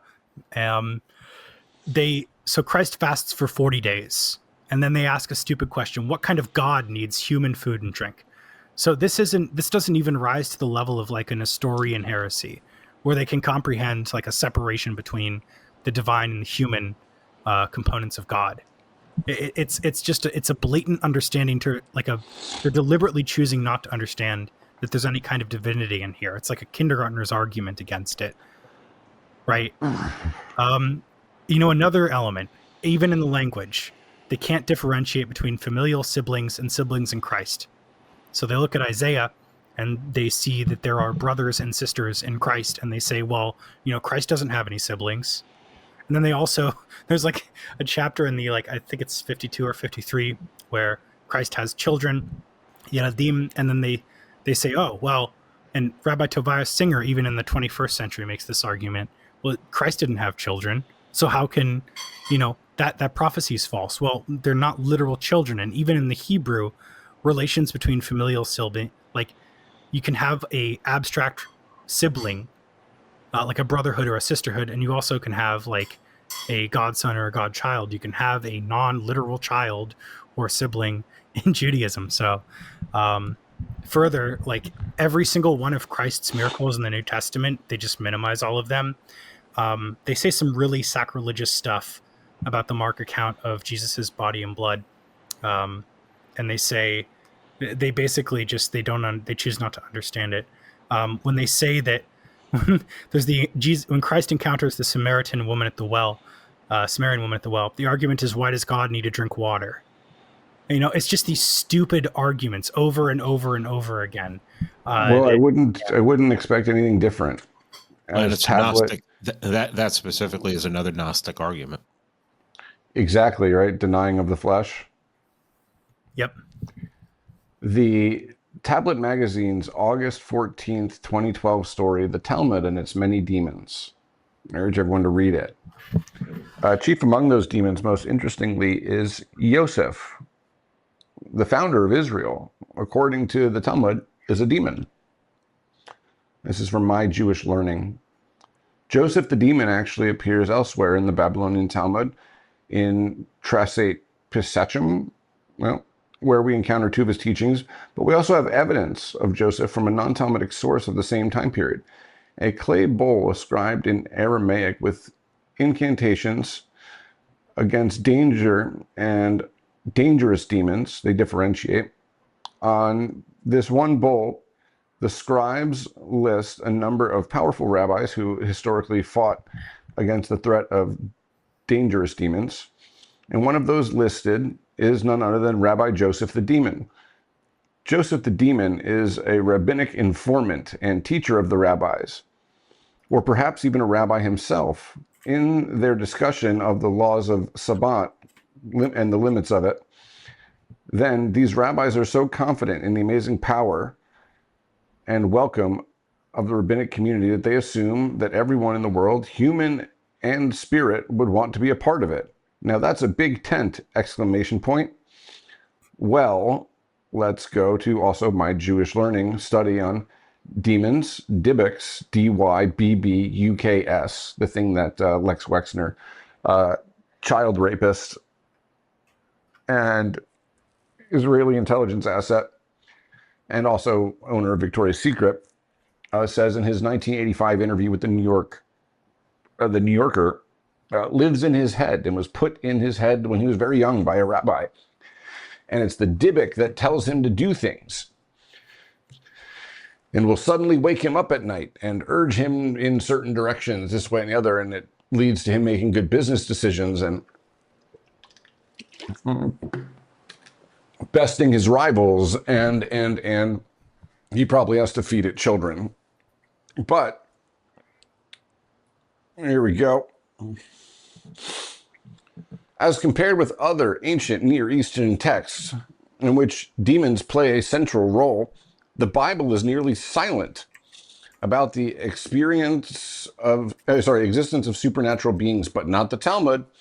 The Talmud has a rich, sometimes vague demonology. Houses of study, it's synagogues, are described as being full of demons. And when sexual energy is not properly channeled, overflowing with demons. Great rabbis are able to perceive the demons sitting on the right and left hand of every person.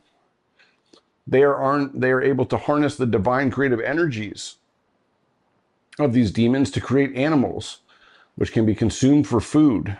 And in the Talmudic world, spirits are everywhere. They haunt dark places, homes, even the crumbs left on the dinner table. For example, consider the omnipresence and the omnivolence of demons described in the Talmud. It has been taught, Abba Benjamin says, if the eye had the power to see them, no creature could endure the demons. They are more numerous than we are, and they surround us like the ridge around the field. Every one among us has thousands to his left and 10,000s to his right. The crushing crowd of the Kala lectures come from them. Fatigue in the knees comes from them. Rarely does the Talmudic literature go into detail about how exactly demons and magical creatures come into being, or whether they are really independent beings. Right. But there is reason to think that the texts of the Berkut are not referring to metaphorical demons, as it would go on to say, if one wants to discover them, let him take sifted ash and sprinkle it around his bed, and in the morning he will see something like the footprints of a rooster. Unlike the Talmud, Kabbalistic demonology is more detailed. Some demons are formed whenever man improperly spills his seed in sin.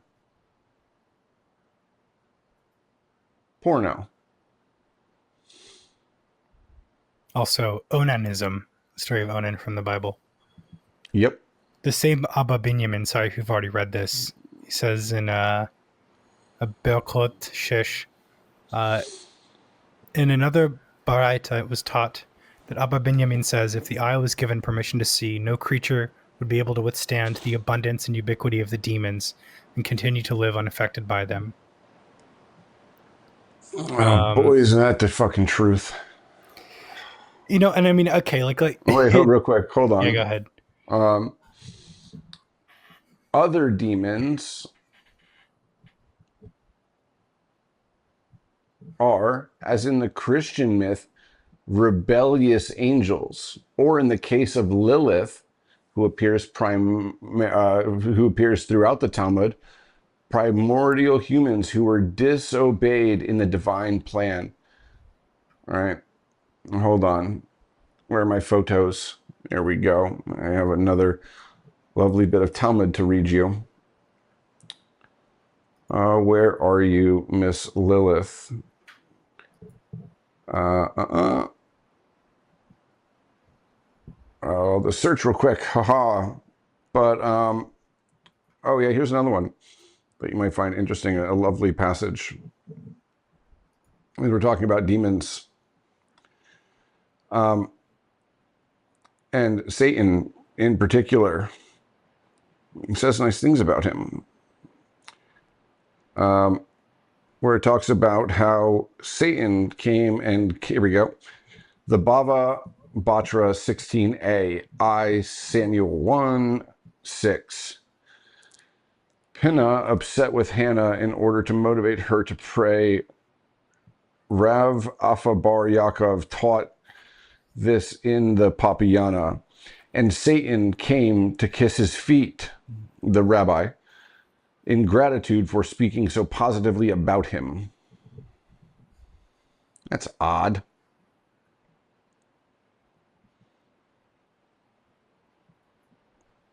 But yes, there is something to seeing them. Once a man sees them, he is, what did the passage say?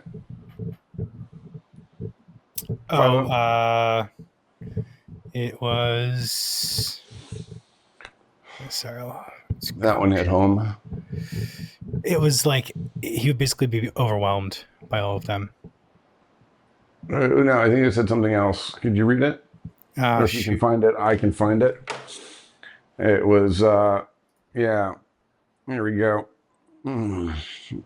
Oh yeah, here we go. If the eye had the power going. If the eye was given permission to see, no creature would be able to withstand the abundance and ubiquity of the demons and continue to live unaffected by them. Yeah, the living unaffected by them is the fucking truth. Yeah, like the Hebrew word for demons is literally harmful beings. Yep. Anything that causes decay, pain, and depletion. So I guess there's a few. Think of Chris Langan again, chaos, and like what his thing is with evil, incoherence. Like these are kind of stupid counterpoints, but I want to bring them up because somebody will, I think, naturally think of them. Yeah, there's some atheoid somewhere. Like one such thing is, well, the Jews knew about all these things because they have such an ancient religion and they're just documenting encounters with demons. You know, they have access to the spiritual realm, but they're putting this information out there to advise people not to do it. The argument, like the former Jew in me would make the argument, you know, most of the Talmud is trying to get people to stay away from demons.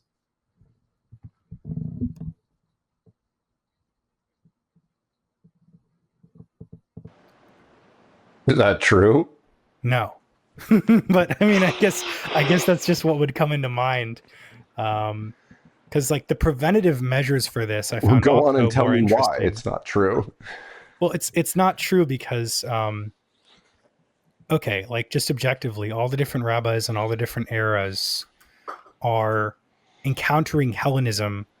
They're synchronizing syncretism, And and Greco-Egyptian magic. right, they're incorporating all of these different elements into the religion. There's not like a strict delineation. Like going back to earlier, like Christianity is actively looking at this stuff and saying, we're not going to do this. We're looking at all this evil that's around us. That has to stay out. Has to stay out. And yes, there are like Christian Gnostic sects or whatever, but it's not the main thrust of Christianity. It is the main, right? The reason Wait, did you say, I just saw the chat. Wait, Dybbuk's means soul possessors? yeah, Oh, that's in gnarly. Yiddish. Yeah. Oh, so Lex Wexner has a soul possessor in there. That's nice. Yeah, and there's actually, I mean, people. I guess that's what it costs to be a Hebrew Well, like billionaire. if you look at stories, this, gosh, so if Bringing you it look at like around full Jewish circle. stories, if you look at Jewish stories of Eastern Europe, like it's not like once in a blue moon you'll find a Yibbuk. It's that you're stepping them, you're stepping on them on the way to the trash, right? You're like in the kitchen and they're all around you. They're this is this very very present form of things. I mean, it's okay. Like there's this article. It's also from my Jewish learning. You know, I'm learning a lot tonight. So okay, I'll just read this to you. In a Dibbuk instance or possession, one soul sticks to another. Perhaps the departed soul is sinister and the living person innocent. Conversely, the departed soul may have been saintly but wronged by the living. In this case, the possession by a Dibbuk is essentially punishment or revenge for an improper act, or apparently possession may also happen at random. There's like people wrote plays about this. Here we go.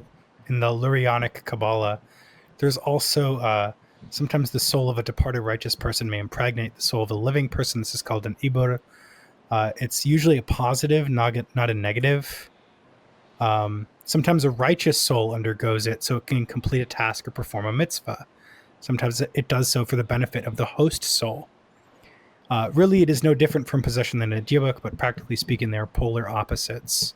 In all of these cases, the ordinary processes of life energy are being diverted for either positive or negative reasons. And life energy, above all, is powerful. When put to proper ends, the transmission of life energy by any means of sex or supernatural activity is the godly act of maintaining the cosmic flow, but anything that powerful can also create great evil.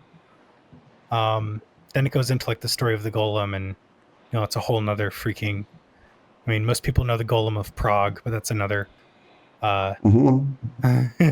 It's like, well, yeah, another one of these demons besides Lilith, who I can get into at a later date, not tonight, is Endor, a witch. I don't know if you've ever heard of it. no. It's a very evil old woman. Here, I just saw it because there's a specific listener that I think will be listening to this that really doesn't like evil old women demons. I mean, does anyone? So hopefully I can, no. So hopefully I can find something for him.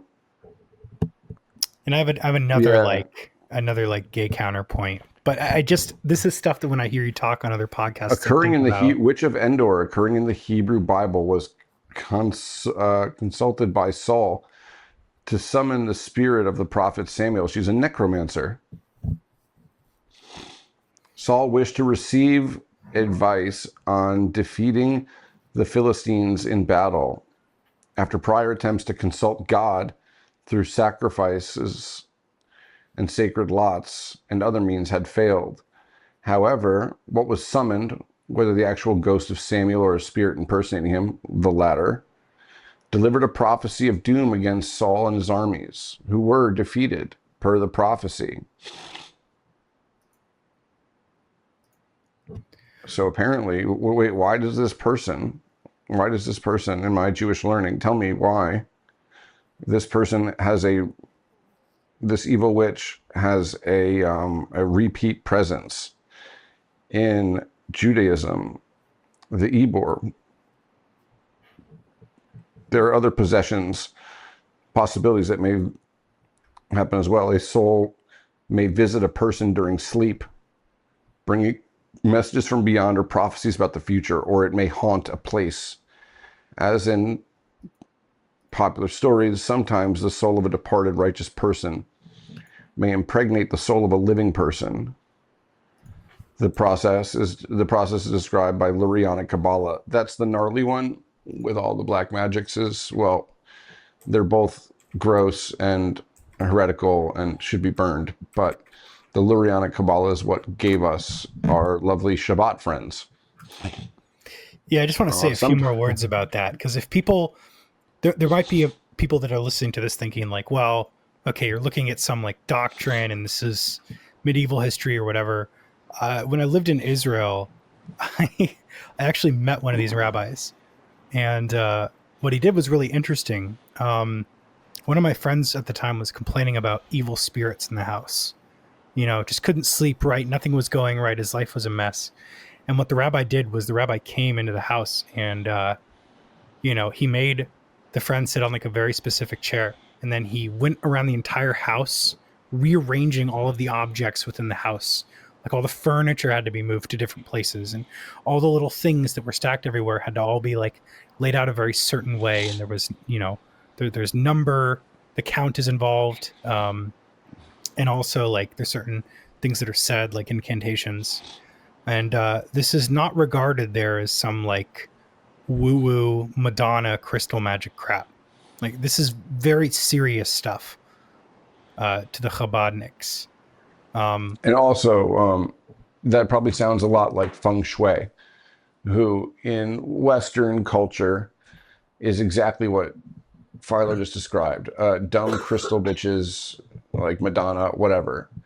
In China, feng shui is magic, is a type of magic, a very, very, very serious magic that involves the summoning or removing of spirits and demons. So, yeah, there is another reference. We were talking about mysticisms and demonologies of the East finding their way into Judaism. I think that is a lovely place for one to look. I bet you could mine a lot of information out of there, because what you just described is identical to the Chinese magic of feng shui, which unfortunately the word has just been shot out by crystal bitches and Burning Man faggots. But that is not how the Chinese see it. It is very serious business. And you might also have a natural follow-up question, listener, which is, how do these Jewish and Chinese cultures meet in the ancient world? Well, the answer is the Silk Road. Like those sources I brought up earlier, from Hecataeus to Theophrastus and Indica of Megasthenes, all of these different ancient Greek rulers, they knew about India. They did trade with India. They knew of these cultures. They were writing with primary sources. The Greek world and its trade routes stretched all the way to India. And this is not a one-way street. I've been to an art museum, an Asian art museum. I won't say which city. But there is a Hellenized statue of Christ that they actually found in India about 200 years after the life of Christ.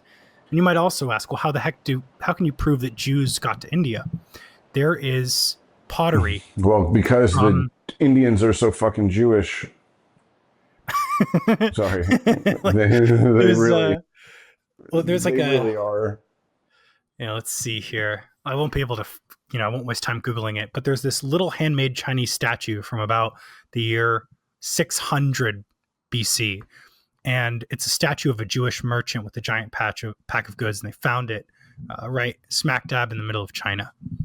And so Jews were going to China at this time. And actually, if you look into what Jews consider lost tribes, this is like some other whack lore.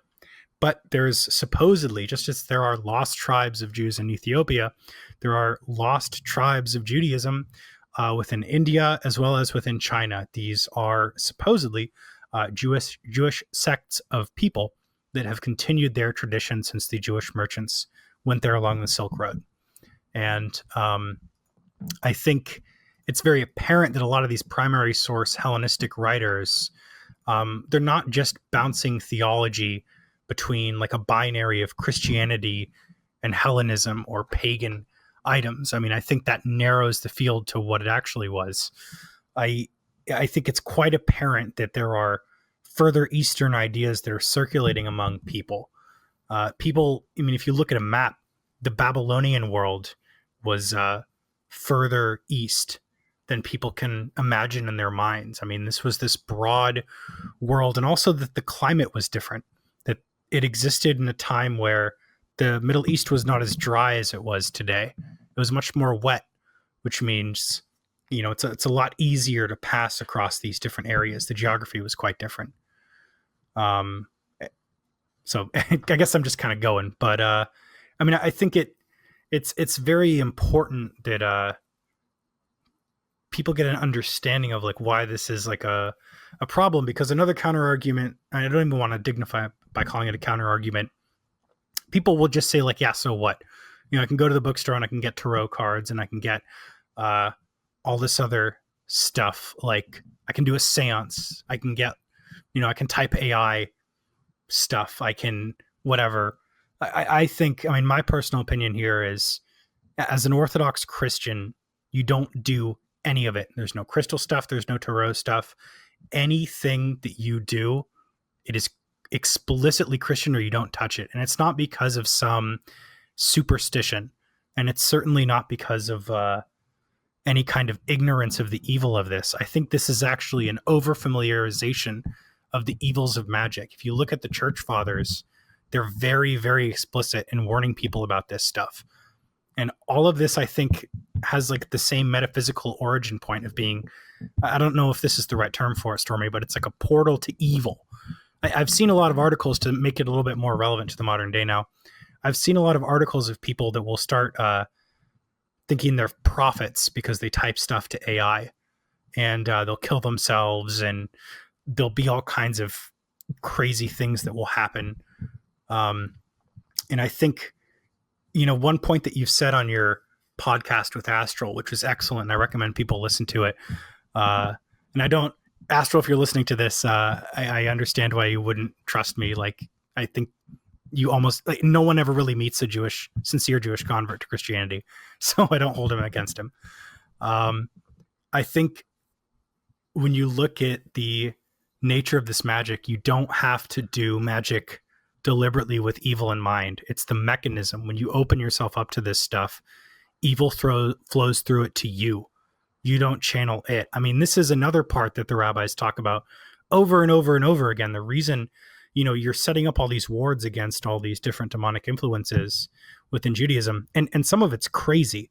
Some of it's like, don't take a piss between a palm tree and the wall of your house if it's 2 cubits wide, because you'll let the demons in. That's how legalistic a lot of the occult stuff gets.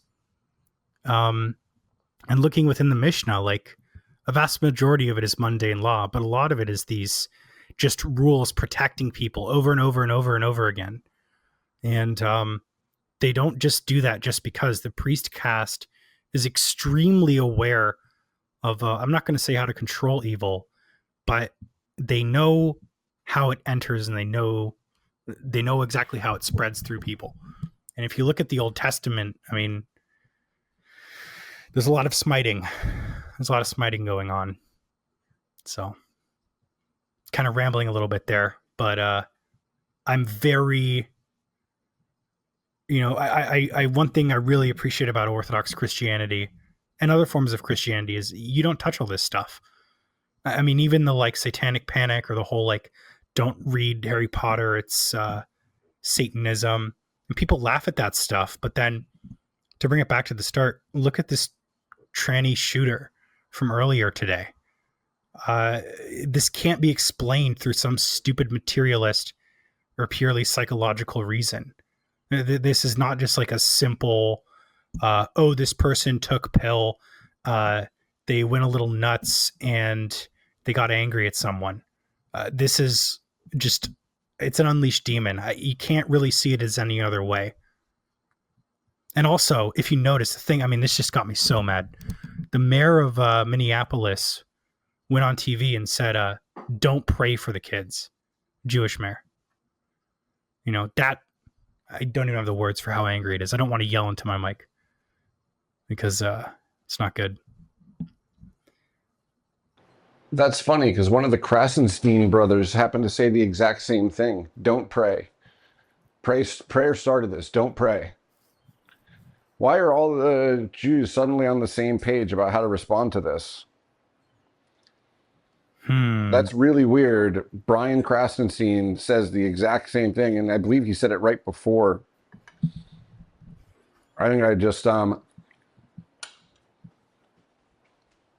let me check my timeline. I mean, just to spell it out while you're finding it, to make it very plain, there's not like a Telegram group where the Krasenstein brothers and the mayor of Minneapolis are coordinating messaging to each other. There's no Emily's List here. This is not like a centralized message that's being put out. This is like an automatic reaction, and you really have to think spiritually about where this reaction is coming from. Because it's not where is it? Here we go. 11 hours ago. Praying is the problem here, not the solution. People use prayer instead of action. If prayers worked, a house of prayer wouldn't have just gotten shot up. I bet you he wouldn't say that if that was a synagogue. Absolutely not.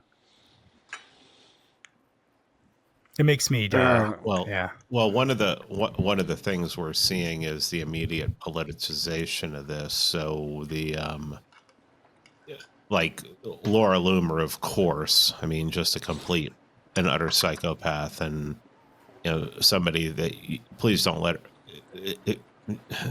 if you have kids and she's around, hide them. Well, apparently you definitely shouldn't campaign for her either. Yeah, apparently this shooter allegedly, I don't really believe anything until someone I trust tells me is true, had a whole bunch of anti-Jewish stuff written out too. And so the Jews are making this about them. Screw the Christian, screw the Catholics that died. Yeah, he just happened to say, the shooter happened to say 2 or 3 anti-Semitic phrases before opening up, apparently. Yeah. But yet kills a bunch of Christians, drives past a synagogue, and this drives is all about past Jewish politicians' house, drive past literally Jewish community centers, drive past all these places to go shoot up Christians, but just happens to say something anti-Semitic before shooting. He literally has anti-Christian stuff written on his rifle. That makes me super suspicious considering who the guy's mom is. Well, and also the he drove past the Holocaust Museum too. Oh man. Which I assume Minneapolis probably has 20. Has many. Considering how old the Jewish community, the oldest Jewish daily newspaper in the United States was in Minnesota, was Minneapolis at Minneapolis. They're having a real problem there with, I mean, it's basically like Jewish versus Somali political control. I mean, the Democrats there are, a vast majority of them are Jewish. And they're running into golems. Their golems are attacked. Well, I mean, this is like what happens. I mean, Stormy, I told you the whole story of like the Prague golem, and for people that don't know, like I guess I bring up all this like magic and Judaism and stuff, and people are gonna be like, "Wow, I'm gonna go look at it," and it sounds very trite and ass covering, but don't look at this stuff. Like, I became a Christian to avoid all this stuff. Like, you're looking at like real, genuine evil. This is not like casual crystal magic. I mean, this stuff, destroys souls. It'll take your soul. Don't listen to me, listen to the saints on it. But anyway, so the Prague golem story. So essentially, there's about to be a pogrom in Prague, I think was the original lore. And they built this golem out of clay, these 2 rabbis, and they have like all the rabbis and the golem and everything, they all have like Kabbalistic names. I mean, if you look into the names of it, I'd have to scroll back on our chat, but you can see very obviously this is not like any kind of Torah derived theology. This is all Kabbalah. And so they build a golem out of clay. It's like easily 10 stories tall, and they sick it on the Goy population of Prague, and it goes and it supposedly, in Jewish lore, smites everyone who is going to harm the Jews. So the mindset is the people that are out there that are going to harm the Jews are like pure unsavable evil. So it'll just go and kill them all. And then lo and behold, this evil entity, it keeps killing the people that summoned this thing, the rabbi and the rabbi's student. They can't contain it. So eventually they're saying enough incantations to bring this thing to heal. And they strike a character of a word that's carved on its forehead to change its definition to remove the spirit from the clay. And then as they do that, they cover it with pages of the Sidurs, the Sidurim. Those are the all the prayer books that are used in congregations. So, and then they store the thing in the attic of the synagogue in case they need to get it again sometime. But God, when I just say when I spell it out, it's just so, you know, I just don't quite know what to make of it. It's so this is not like a godly thing that's happening here. And when you're born and raised Jewish like I was, you don't question it. There's not like, oh, hey, this is really weird. You know, what does this thing mean? What is that? You know, what is the role of non-Jewish people? You know, it's a whole separate topic. Christians are not really viewed well, you know, but don't take my word for it. You can check out the, there is a Greek Orthodox abbot, and she was on Tucker's show recently explaining exactly how the Israelis were treating her. And so you just have to like bear that in mind. You know, the Christian Zionists take Judaism very seriously and very solemnly, but they really have no concept of how it goes the other way. So, well, yeah. I think we've been going. We're on 2 hours. I think that's a good place to put a plug on it. Yeah. We can always return to this because unfortunately, I think that things are only escalating, and every once in a while we are going to need, often we're going to need reminders of, you know, what exactly is causing this. And there's one final point I'll say. Sure, go ahead. Which is, you know, we've talked about all the magic stuff. We've talked about all the Jewish stuff. Like, what can people do about it? I mean, I hope you believe that at least someone somewhere takes this the opposite seriously. of what Krasenstein says. Pray, but go on. You need to, exactly. You need to pray. You need to go to church. I am sorry to pagan people that are listening, but you have to have faith in Christ. I think, from what I can tell, you can't make up your own God to be hot topic, edgy, contrarian guy. Christ is the only thing that can fight this. Well, it's the only thing that they all hate. It's the only thing that they all hate. What do pagans, Jews, demons, what do they all have in common? They hate Christ. They hate Christians. Yeah, but why? If you're a pagan and you got the real thing or whatever that you just made up, what does Christianity matter to you? If you're the chosen people and God picked you personally, then what the fuck do you care about Christians for? If you're a demon, you live forever outside of time and space. Right? What do you care about what faith, the little earthlings, right, with their small temporal lives, do with it? What do you care if they're Christians or not? What do you care if they're... You didn't care whether they're pagans. You didn't care whether they're Jews. In fact, you really like both of those. Why is Christ the single and only common denominator between any of these completely separate and diverse and, you know, dispersed things? Why is hating Christ so fundamental to things that should have nothing to do with one another?